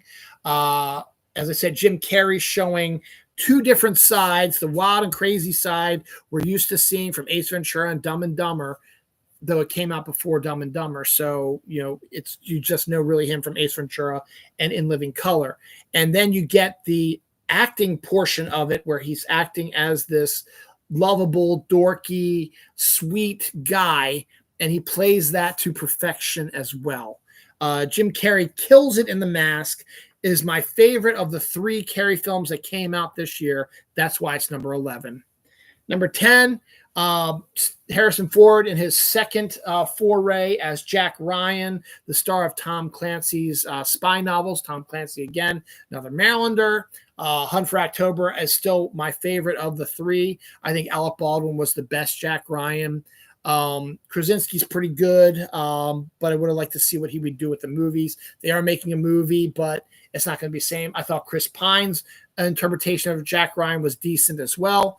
But the original to me is still Alec Baldwin, but once he couldn't do Patriot Games and they got Harrison Ford, who was still one of the hottest actors at the time, to portray the role, and the film Patriot Games became huge and continued a streak that Harrison Ford has been on up to about the 2000s. And now Clear and Present Danger is his second foray as a character. But Jack Ryan, as in the novel in Clear and Present Danger, is not as big of a presence as he is in the movie. It's Harrison Ford, so you got to make him more of a presence. But in the book, he's really not that big of a presence in the book. But because it's Harrison Ford, you had to do it. But you're able to get a Willem Dafoe. James Earl Jones reprises his role as well. And an amazing cast that builds a suspense of a and it was in my political movies as well, so I talked about that a little bit about that.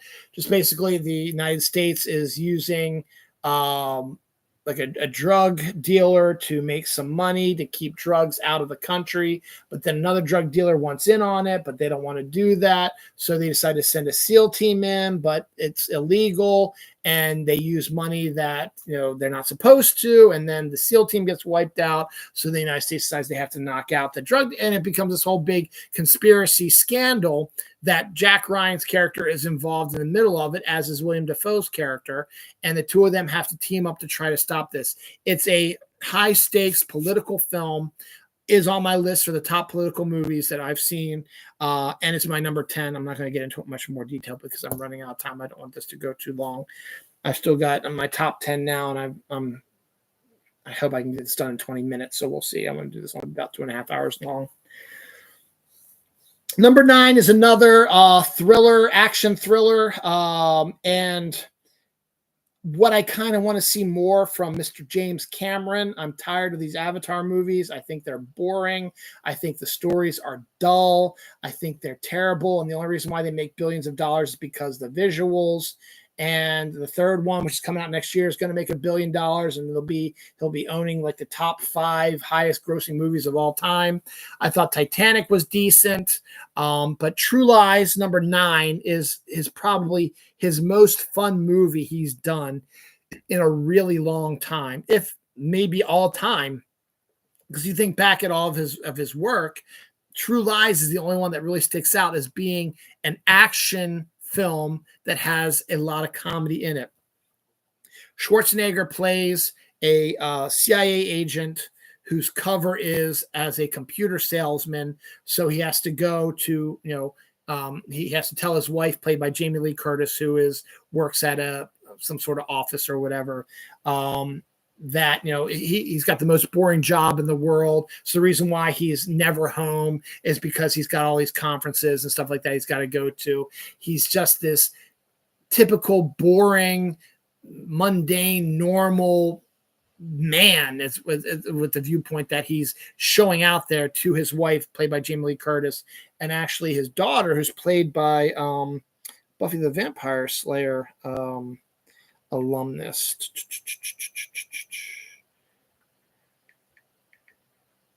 Elijah Dushku. But what we find out is that, he is actually not this boring guy. He is actually a member of a top secret, like MI5, CIA, black ops sort of thing. And the trips he goes on is he's assassinating people, or he's stealing top secret stuff from the bad guys, and he's a spy. He's James Bond. His partner's played by Tom Arnold, who is actually not annoying in this movie, is actually really well done. And that's the cool thing about James Cameron, is he's able to take these kind of crazy, weird comedians, the Tom Arnolds and the Chris Elliots, and turn them into actually normal, decent actors. Chris Elliott was in The Abyss, and actually it's a small role, but it's a pretty decent sized role, and it's a good role, and he's not goofy and stupid. Tom Arnold plays it as some of laughs, but he has these moments where he's really does a really good job in the movie. But this is Arnold's movie. He's having a blast playing the spy, putting the tuxedos on, dancing with gorgeous women, particularly Tia Carrere is involved with this. And then we have Charlton Heston, who's the head of the department. And then you've got let's see who else is in that.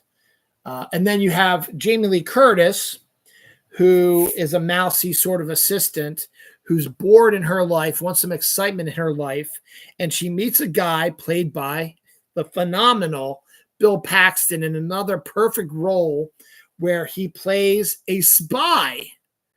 And he's trying to seduce Jamie Lee Curtis's character by giving her some action in her life because he knows that her life is boring because he's been watching her and stuff like that. So his whole scam is he pretends to be a spy and is able to hook up with all these chicks that want to be with him because he's a spy. But it turns out he's a used car salesman, sleazy used car salesman who is really stupid. And it is another phenomenal role. And so Schwarzenegger finds out that his wife is having an affair, and he can't have that because he doesn't want to lose his wife. So he pretends to have her kidnapped to make Bill Paxton's lies about being a spy seem real. And Bill Paxton absolutely pisses himself, which is hilarious. And then they force Jamie Lee Curtis to work for them to punish her or whatever. And it's all set up, and then Arnold Schwarzenegger is going to reveal himself to her and tell her the truth about what was going on with them. But then all hell breaks loose.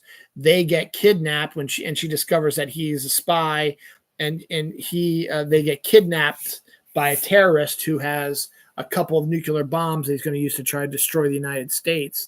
And so Arnold has to figure out a way off of this island, off of the Florida Keys, and save his wife from this terror and save the world. It is a amazing action film, amazingly funny, actually very funny bits and lots of very funny parts in it. Schwarzenegger in a car chase with a horse, and a horse ends up on like the top floor of a building. Bill Paxton's character is outstanding. I'm not liking what they do to Jamie Lee Curtis's character. That's the only sort of problem I have with it. But the film itself is amazing. That's why it's number 9 on my list. And I wish Cameron would get back more into doing sort of these fun, actiony sort of romance films. Number 8 is based on a comic book series, another independent comic book series, a little bit darker, gothic, that has its own dark secrets. It's The Crow. Alex Proyas directs. Brandon Lee, the son of Bruce Lee, who was on the cusp of major stardom after Rapid Fire, where he was a huge hit, and then this film was going to skyrocket him into the stratosphere because he's just as charismatic as his dad was. Unfortunately, his life was ended in a stunt that goes wrong. A fake gun that was supposed to just shoot a muzzle flash or whatever to make it look like that he's shot, and they were going to have like a blood bag sort of explode, and he was going to get shot. His character was going to get shot and killed. Unfortunately, did not clean it properly, and a bit of metal was still in that. So when the explosion happened, the metal goes flying and hits Brandon right in the heart and kills him instantly. The film was almost done wrapping, and he died. And so they checked with his family. They said, please finish the film, because 90% of it was done. So they wanted it to show off Brandon's last film, to show how good of an actor he was, and would have been the beginning of probably a really good comic book series of movies. And he might be in all of them, which would have been really cool. But it's a shame to find out what he could have done and how big of a star he would be now 30 years later. He'd probably be in his 50s, 60s now if he survived. So he'd probably be on his way out as an action star, but you never know. Liam Neeson's still playing stuff like that, but he would probably be starting to do more dramatic stuff or whatever. But The Crow is actually a really good gothic comic book movie. Takes a lot from Batman, but it's a different premise, and it's a bit darker. It's rated R, and the premise is a guy, a rock star, and his girlfriend, wife are living in their apartment. They're living their perfect life. They love each other, whatever. But the mob bosses want to take over the land that they're on, and they refuse to sign off on them. So they rape his wife, and then he comes in while they're raping her, and they shoot and kill him, and he dies. And then she eventually dies from her wounds of being raped and beaten. And so a year later, he's brought back to life as a vengeance spirit, the Crow. A Crow is actually his power and is imbuing him with this power where he can't be killed. He's got more stamina, more power, and goes on a revenge arc to try to stop the people that killed him and his wife. Ernie Hudson plays the cop who investigated the crime, and while trying to and knew who the perpetrators were, but because of politics, stuff like that, he gets knocked down to a street officer and ends up helping them in the end. So it's a really good Ernie Hudson performance. There's a girl who used to hang out with them. I forget the actress who plays her, but she comes in and helps them out and becomes a big part of the story as well. And it's basically just him hunting down the members of the gang and killing them in spectacular ways for an action film. It's a great gothic action film. I want to see it in the new 4K remake of the reprinting of the film that cleans up a lot of the shadows and make things a lot sharper. I've heard from a bunch of people who saw it. So The Crow's number 8. Now, I talked about Michael Crichton being the type of guy that does books that get made into movies, same with Stephen King all the time, and is also one of these books where they're in airport bookstores and you buy these things for cheap. They're in grocery stores, convenience stores. You buy them and you go to the beach or you go on your vacation, you read them on the plane, you read them on the beach, and you just it's a good story, and then you move on to the next one. John Grisham's another one of those guys that does that, and his movies have all done, or all his books, not all of them, but a lot of them have been adapted into movies, particularly in the 90s, early 2000s, like every single one, The Firm, Rainmaker, Pelican Brief, The Chamber, Time to Kill, all these were made into films, and they've been successful. That's why they keep making them. And then they make... Hello. Then they make The Client, which is number 7. Joel Schumacher directs. Susan Sarandon, Anthony LaPaglia, Tommy Lee Jones are the main stars of it. And the premise is outstanding. A young punk boy and his brother spy a mob guy, or spy a mob lawyer who's trying to commit suicide, but they get caught, and the mob lawyer grabs the older son and tells him that his client, played by Anthony LaPaglia, a mafia guy, has killed the senator that everybody's looking for, and he knows where the body is buried. He tells the kid where it's buried, and somehow the kid is able to escape, but then the lawyer ends up killing himself. His younger brother, who was trying to help his brother try to save him, couldn't, so he goes into sort of catatonic shock. And so they end up taking him to the hospital, and then the police come and they discover the dead body in the car committing suicide, being this mob lawyer. And the mob believes that he told somebody their secret where the body's hidden. And then this kid is one of the eyewitnesses.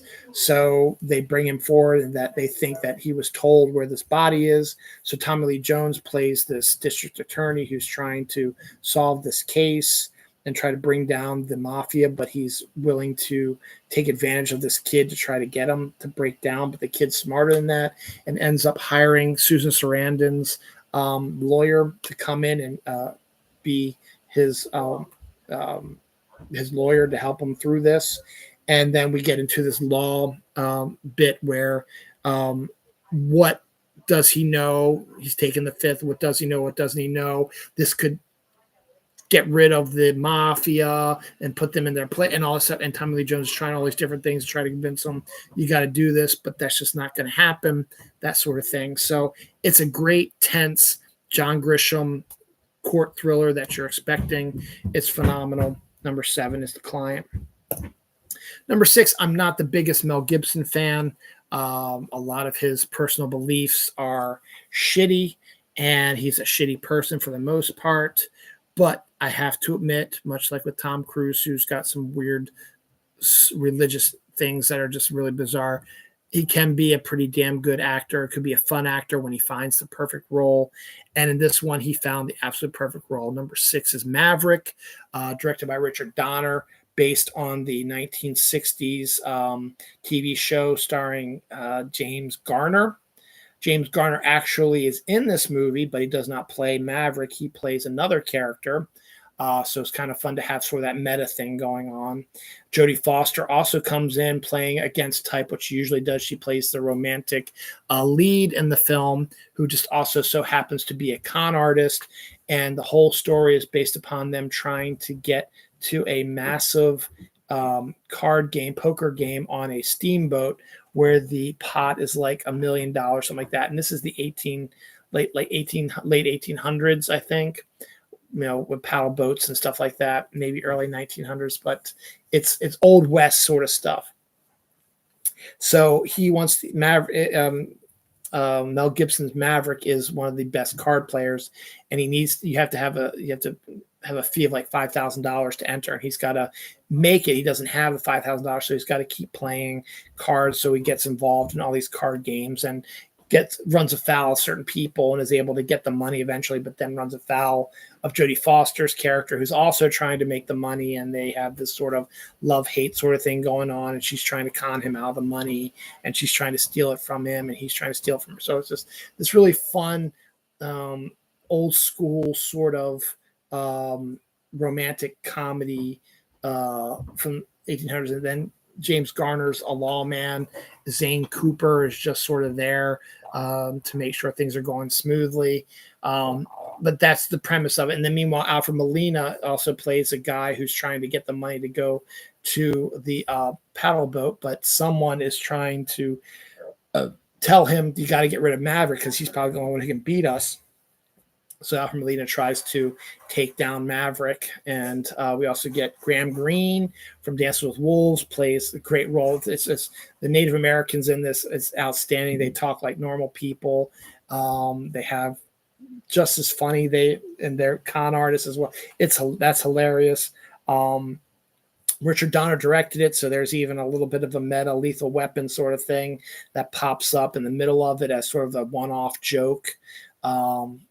And it's just such a fun summer movie. It's if you want just a fun action comedy romance that's goofy and action filled and has a lot of stunts, and then it's a lot of shooting, and there's cards, and there's Native Americans who are hilarious, and just old Wild West backdrop, and just phenomenal everything. Maverick at number 6 is outstanding.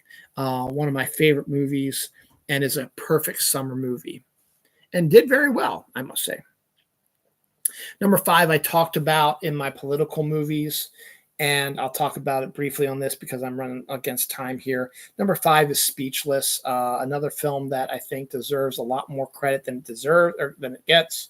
Michael Keaton, Gina Davis, Christopher Reeve, Ernie Hudson pops up again here, and we get a story of I forget the actress who plays his ex-wife, Bonnie Bedelia. She's in this as well. But it's and Harry Shearer and Stephen Wright as well. Sorry, my stomach is really starting to get affected now. But Speechless is, just real quick, I talked about this a couple days ago on my political films, but it's a romantic comedy set in the during a New Mexico Senate race, where Michael Keaton plays a Republican scriptwriter, speechwriter, who meets cute with Gina Davis's Democratic scriptwriter. They don't know that they're scriptwriters for their opposing things. They fall in love, or not, they fall in love. They meet cute, and they prepare to have like a quick, passionate sex, but it's the next morning and she has to go to work. So they decide to meet up, and we're going to hook up later that night as they have a lot of work to do. And then they discover that they are actually working for the opposite sides, and that they've been lying to each other. And so now it becomes sort of a thing where they're trying to compete with each other to try to beat each other, and get their candidate to win, while at the same time trying not to give into their urges, because they still have these urges for each other. Great romantic comedy, and as I said, has a great sequence that could have gone on to something else if tragedy didn't strike here. Michael Keaton and Christopher Reeve share a scene, just the two of them together, and what could have been. I would have loved to see a Christopher Reeve Superman teaming up with Michael Keaton's Batman in the world's finest pulpy comic book sort of film. Just fun film. I think it would have been great to have those two together. This scene proves that they would have had a great time together, and they work well together. And they are in other scenes together too, but there's other actors in it. This scene in this movie is just the two of them talking, and it makes me sad, because it'd be like, this would be a great world's finest movie, but it's not going to happen. I talked a lot about Speechless already, so check it out on my other list show. Just check it out for yourself. Check the trailer out. It's outstanding. It's funny. It's a great romantic comedy. Number 4 is Four Weddings and a Funeral, a classic British import that started sort of the British import sort of things in the 90s. Made Hugh Grant a huge star. He was a pretty big star over in England at that time. This brought him over to America. Andie MacDowell involved with it, John Hannah. And it's both, and Richard Curtis wrote it, which he's written Love Actually and Notting Hill and a bunch of other stuff. It's a great comedy drama. Romantic comedy and drama together. It's really good premises. Hugh Grant is the perpetual bachelor, has a group of friends, and they are always getting invited to all these weddings of all these other friends that they have. And when we start seeing him in the first wedding, Hugh Grant runs into Andie MacDowell's American character, and the two of them hit it off right away, sparks flying between them. Eventually they end up sleeping together, and then they don't see each other again. So then a few months later, they're invited to another wedding, and they go to it. It's the wedding from hell for Hugh Grant's character, because he runs into old girlfriends and just has a shitty day in general. And then he seems like everything's going to go good because Andie MacDowell's there again, but now she's engaged to somebody.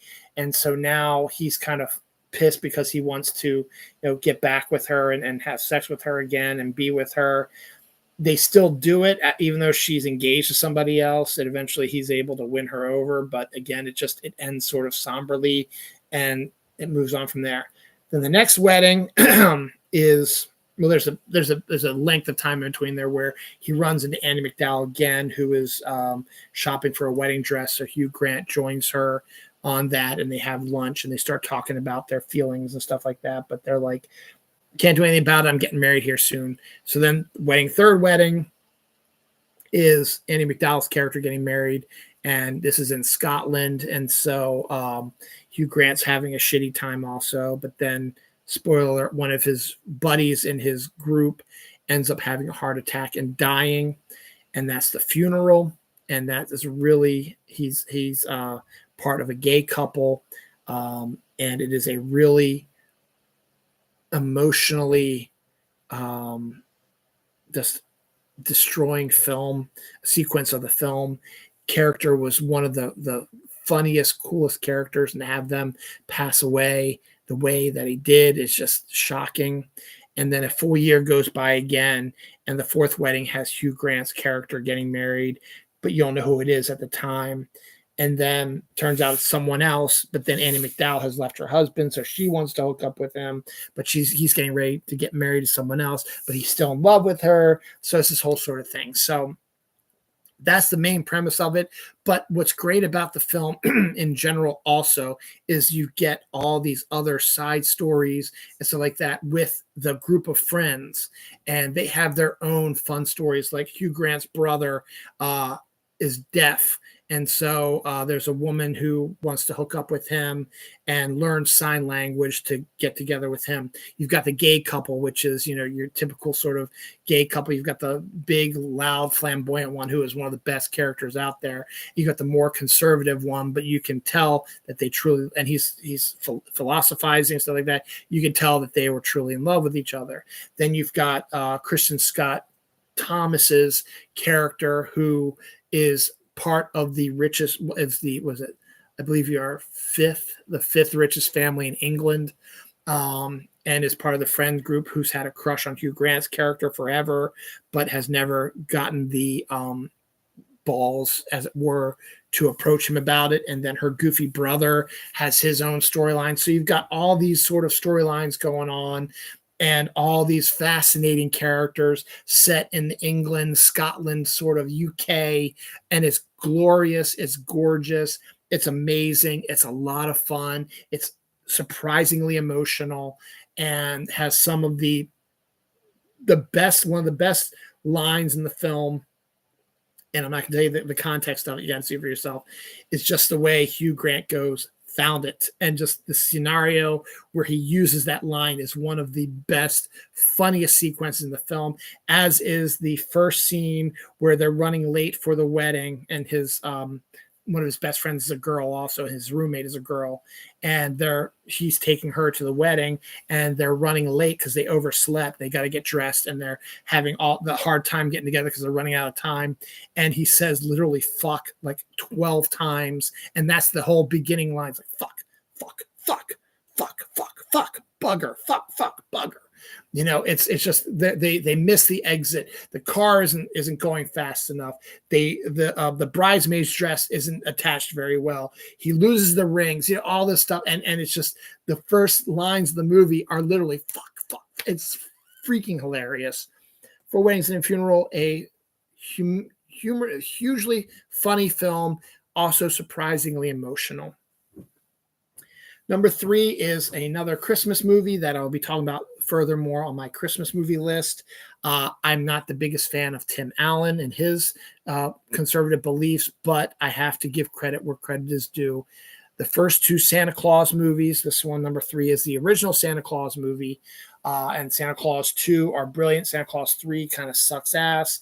And then I haven't watched the TV shows, but him throwing in his conservative stuff in the first season kind of made me shy away from it. But also at the same time, I'm sort of like, I kind of want to see it because Tim Allen's version of Santa Claus is outstanding. Now, it takes a while to get there, but that's what makes this movie so great, is because the premise is Tim Allen is a toy company worker named Scott Calvin, who is, one of the best people to create these sort of toys and stuff like that, makes a lot of money for the company. And he's divorced, and his wife is marrying, his ex-wife is married to a psychologist played by Judge Reinhold, who is a complete tool. And they have their son. They have shared custody of their son. The son is going to spend Christmas Eve with Tim Allen's character, and then Christmas Day with his mom. And he doesn't want to spend time with Tim Allen because Tim Allen doesn't really spend a lot of time. Doesn't like being with his son too much, but he's trying to be that good father for his son. So Christmas Eve, it doesn't go well. He tries to make a turkey dinner, but it catches on fire. And then they go to Denny's to get food, and everything is out because it's Christmas Eve. And then he reads Christmas carol to her as his son is falling asleep. And then he starts asking all these questions about Santa. It's just like, you just have to believe. And then goes to sleep. And so Christmas goes on. You hear great score by Michael Convertino. It's sort of like a Home Alone sort of aspect to it as well, which is great. But it is a really good score as well. And his son wakes up when he hears something on the roof, and he goes into his dad, says, "There's someone on the roof." and he thinks the son thinks it's Santa. It's like it can't be Santa because Tim Allen doesn't believe in Santa. So he goes outside and sees Santa on the someone dressed as Santa on his roof trying to go down his chimney, and he like gets his attention, and Santa slips and falls off the roof and dies. And so his son's like, "You killed Santa." "No, I didn't." And there's a card that he picks up that he says, put on the suit, the reindeer will know what to do. So he's like, "I'm not going to do that. I'm going to call the police." But his son's like, "You never do anything I want, blah, blah, blah. Please do this for me. I want you to do this." And because he feels guilty about not being a great father, he puts the coat on, and he gets taken up to the roof where there's the sleigh. And he now sees that, oh shit, I really killed Santa Claus. And so now he has to do Santa Claus's route. So he goes from one house to the next house. That's like, "Oh, this is going to be a really long night," which is a great line. And so he just has to be Santa Claus, and his son is there to help him. And it's a comedic thing how he has to be Santa Claus. And they go back to the North Pole, and Dave Krumholtz plays his head elf, who says, "You're the new Santa. You need to be back here after Thanksgiving. We'll send you the list, and you are going to start changing because you are the new Santa." Tim Allen doesn't believe any of this is going on. And so he goes back home, and his son still remembers all the stuff that happened. So he believes his father's now Santa Claus, believes he was at the North Pole, tells his mom and his stepdad about that. They don't believe him, particularly Judge Reinhold's psychologist, who thinks that, he shouldn't be believing in Santa Claus. He's getting older. And then Tim Allen starts changing into Santa, putting on weight, having a tendency to only want to eat sweets and milk and stuff like that, and then starts growing a beard. And the psychologist, Judge Reinhold's psychologist, believes that it's Tim Allen trying to psychologically change his son into loving him, because pretending to be the Santa story that his son keeps spouting off about. And so it becomes sort of a custody thing, while he's also got to try to get himself adjusted to how he's now the new Santa, but he doesn't believe it. But there's a lot of proof that's proving that. So he's kind of fighting the change, and it spirals into this really courtroom drama for a little bit. And then you get the final sequence where he finally comes into the determination that he is Santa Claus and is ready to go back and do his duty. And then his son decides to go with him, but then they believe that he's kidnapped the son. So it becomes a whole Christmas Vacation thing. They believe that he's coming back, and they need to capture him and arrest him for kidnapping the son, blah, blah. And that's the Santa Claus. It's a great movie, unlike any real Christmas movie you've ever seen before, much like The Ref is unlike any other Christmas movie you've really seen before.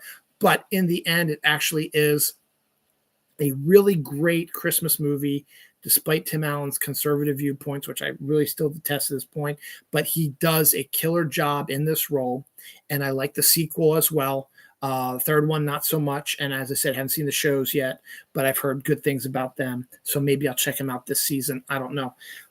But yeah, so Santa Claus number 3. And again, connecting to my whole ex-girlfriend thing, we saw this in the movie theater right around Christmas time as well. Whew, I'm getting close to 3 hours, and I might hit 3 hours. So hoping I'm not, but we'll see. Got 2 more to go. So hopefully I can breeze through this in about 10 minutes. Number 2 is The Shadow, which is one that you guys are like, what the hell? Why are you putting it so high? It's Alec Baldwin, Penelope Ann Miller, Tim Curry, Gandalf, the actor who plays Gandalf. I can't think of his name right now. I just don't want to think about it right now. John Lone, and Peter Boyle, who's also in the Santa Claus as well. And The Shadow is a comic book movie because in 1994 you've had Tim Burton's Batman in 89 and 92 with Batman Returns. And then so comic book movies have sort of picked up a little bit. I think Batman Forever comes out in 95, I think, next year. We'll talk about that when we do the 30 best films in 95 next year. But The Shadow was trying to play off of those comic book movies sort of coming out and being around at that time. And it is a fun movie. Shadow is a character you really don't know much about. It was more of a pulp novel, radio serial, movie serial, 1940s, 1950s character. who's dressed in a trench coat and has a scarf around his mouth, and he uses mental powers to disappear and become invisible, has guns and stuff like that, and ends up taking on his main villain, Shawan Khan, who is his Joker, basically. And Alec Baldwin does an outstanding job as the Shadow. I think it was one of the roles he was born to play. It's so good. Penelope Ann Miller plays his love interest, who's also Margot Lane, who is also his love interest. Ian McKellen is the name of as in this as well. So Penelope Ann Miller plays the love interest, Margot Lane, and she's great. She has her own psychic abilities as well. Tim Conway's in it as well, and the two of them fall into love kind of because of their shared psychic abilities. And then you have John Lone Shawan Khan, who is one of the most charismatic and fun villains out there, and actually has a good reason to doing what he wants to do. He is a heir to Genghis Khan, and Genghis Khan took over the world, so he wants to continue his ancestors' work by taking over the world by creating a atomic bomb, which hadn't been invented at that time yet, but tried to get Margot Lane's dad, Reinhold Lane, played by Ian McKellen, to make this bomb using some help from Tim Curry, who is absolutely phenomenal as the sleazy partner who works with Ian McKellen but doesn't really do much. He's not a scientist, he's more of a money guy, but kind of a douchey sort of person. But it's a great Tim Curry role. It's a lot more fun than you think it is. The banter between Penelope Ann Miller and Alec Baldwin, who have amazing chemistry, by the way, is rat-a-tat 1940s, 1950s, typical romantic comedy from that time, the rat-a-tat-tat. The guy says something, the girl hits back, the guy hits back, the girl hits back. It's a it's a volley of insults and compliment. It's outstanding. And just the sequence where they're talking about the dreams they had, and she's like talking about being naked on a beach, the sun beating down on her, the warmth of the water rubbing through her toes. It was lovely. And it's like, what did you dream about? I dreamed I tore my face off and with somebody else underneath it. And the line is like, I'm mentally well hung or something like that. Is well endowed. That's what it is. Mentally or well endowed, which is outstanding, sort of Bubba Rat-a-tat sort of thing. The Shadow's character is really interesting. He saves people and they makes them a part of his network. So they are his spies, so they can keep an eye on things as well as use them for certain things. So he saves a scientist's life, not Ian McKellen's life. He saves a different scientist's life. And when he needs information, he goes to get it from him, and he gives it up because he's part of the Shadow's, inner group and stuff like that. And it's all over the city. It's one of these films that I am so mad that did not get as much love as it deserves. It is so funny. It is really good action. And then there's one of the best sequences ever. You've got your villain and hero, always going at each other, fighting, having, maybe some conversations here and there, but they're always antagonistic. There's a bit when Lamont Cranston's Shadow is introduced to John Lone's Shawan Khan for the first time, and they just have a conversation about clothing. It is outstanding. Amazing, great cast, great special effects.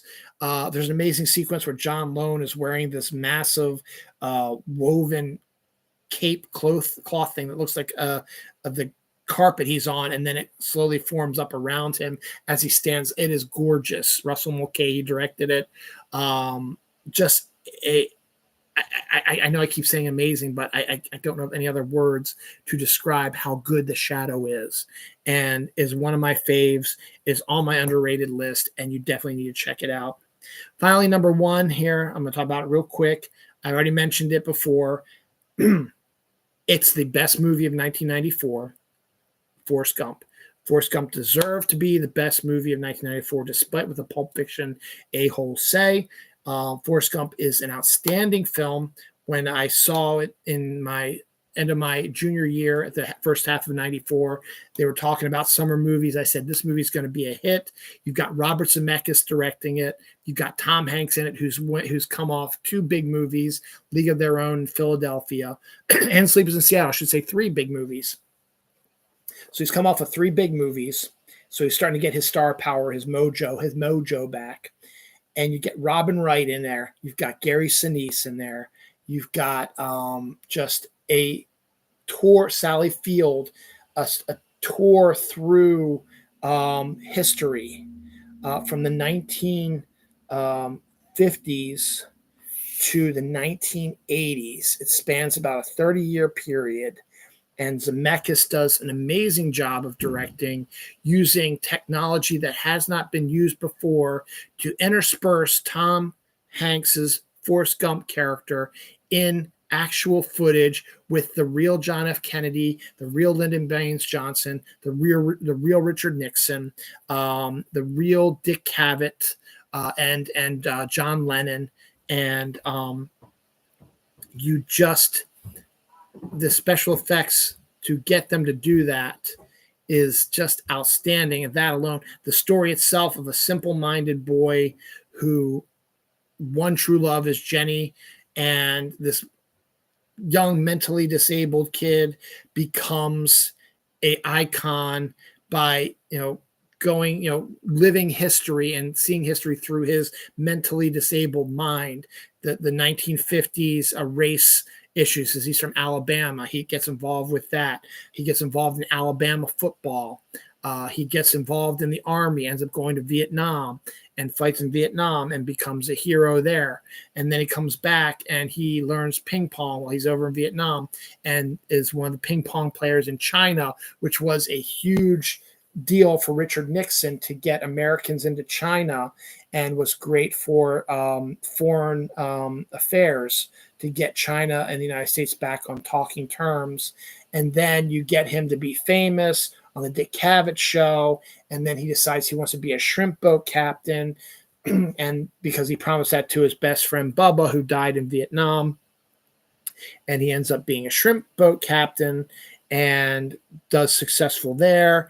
And then his mother ends up passing away from cancer, but his partner, played by Gary Sinise, who was his former CO in Vietnam, who got injured and had to have his legs cut off, and Forrest helped him sort of come to the realization about that. So he comes in and helps him do the shrimping. And then once Forrest's mom ends up passing away from cancer, Gary Sinise's character takes over the company, invests it in Apple, so they make a shit ton of money. And then Forrest stays in Alabama, where he keeps the family house going. And eventually Jenny makes her way back. He interacts with Jenny through all this time period. Jenny is the antithesis of the American dream. Forrest is the American dream. Jenny's the antithesis. And I'm going to say right now, I am going to do In Defense of Jenny and Forrest Gump eventually, because I hate all these people saying that Jenny was the real villain. You can go fuck yourselves. She's not, and I'm going to defend her when I do my In Defense of shows, probably starting in December, because I got a couple good ones lined up that I want to do, and I want to get them done soon. Maybe I'll do them around Thanksgiving, actually. So In Defense of Jenny, so she's the antithesis, where she is sexually abused by her father. She ends up posing naked in Playboy. She gets hooked on drugs. She ends up getting AIDS and ends up dying as well. But she interacts with Forrest during all these historical events that he's involved with as well. She's there for some of them as well. And then things go off the rails a little bit there, and Forrest decides to run across the country multiple times, and you've got a gorgeous travel log sequence filmed deliciously by Robert Zemeckis, who is amazing job directing it. Rightfully won Best Director for this movie, because it is a stunning film. Gorgeous scenery, is a taste of Americana, deserves all the accolades it got.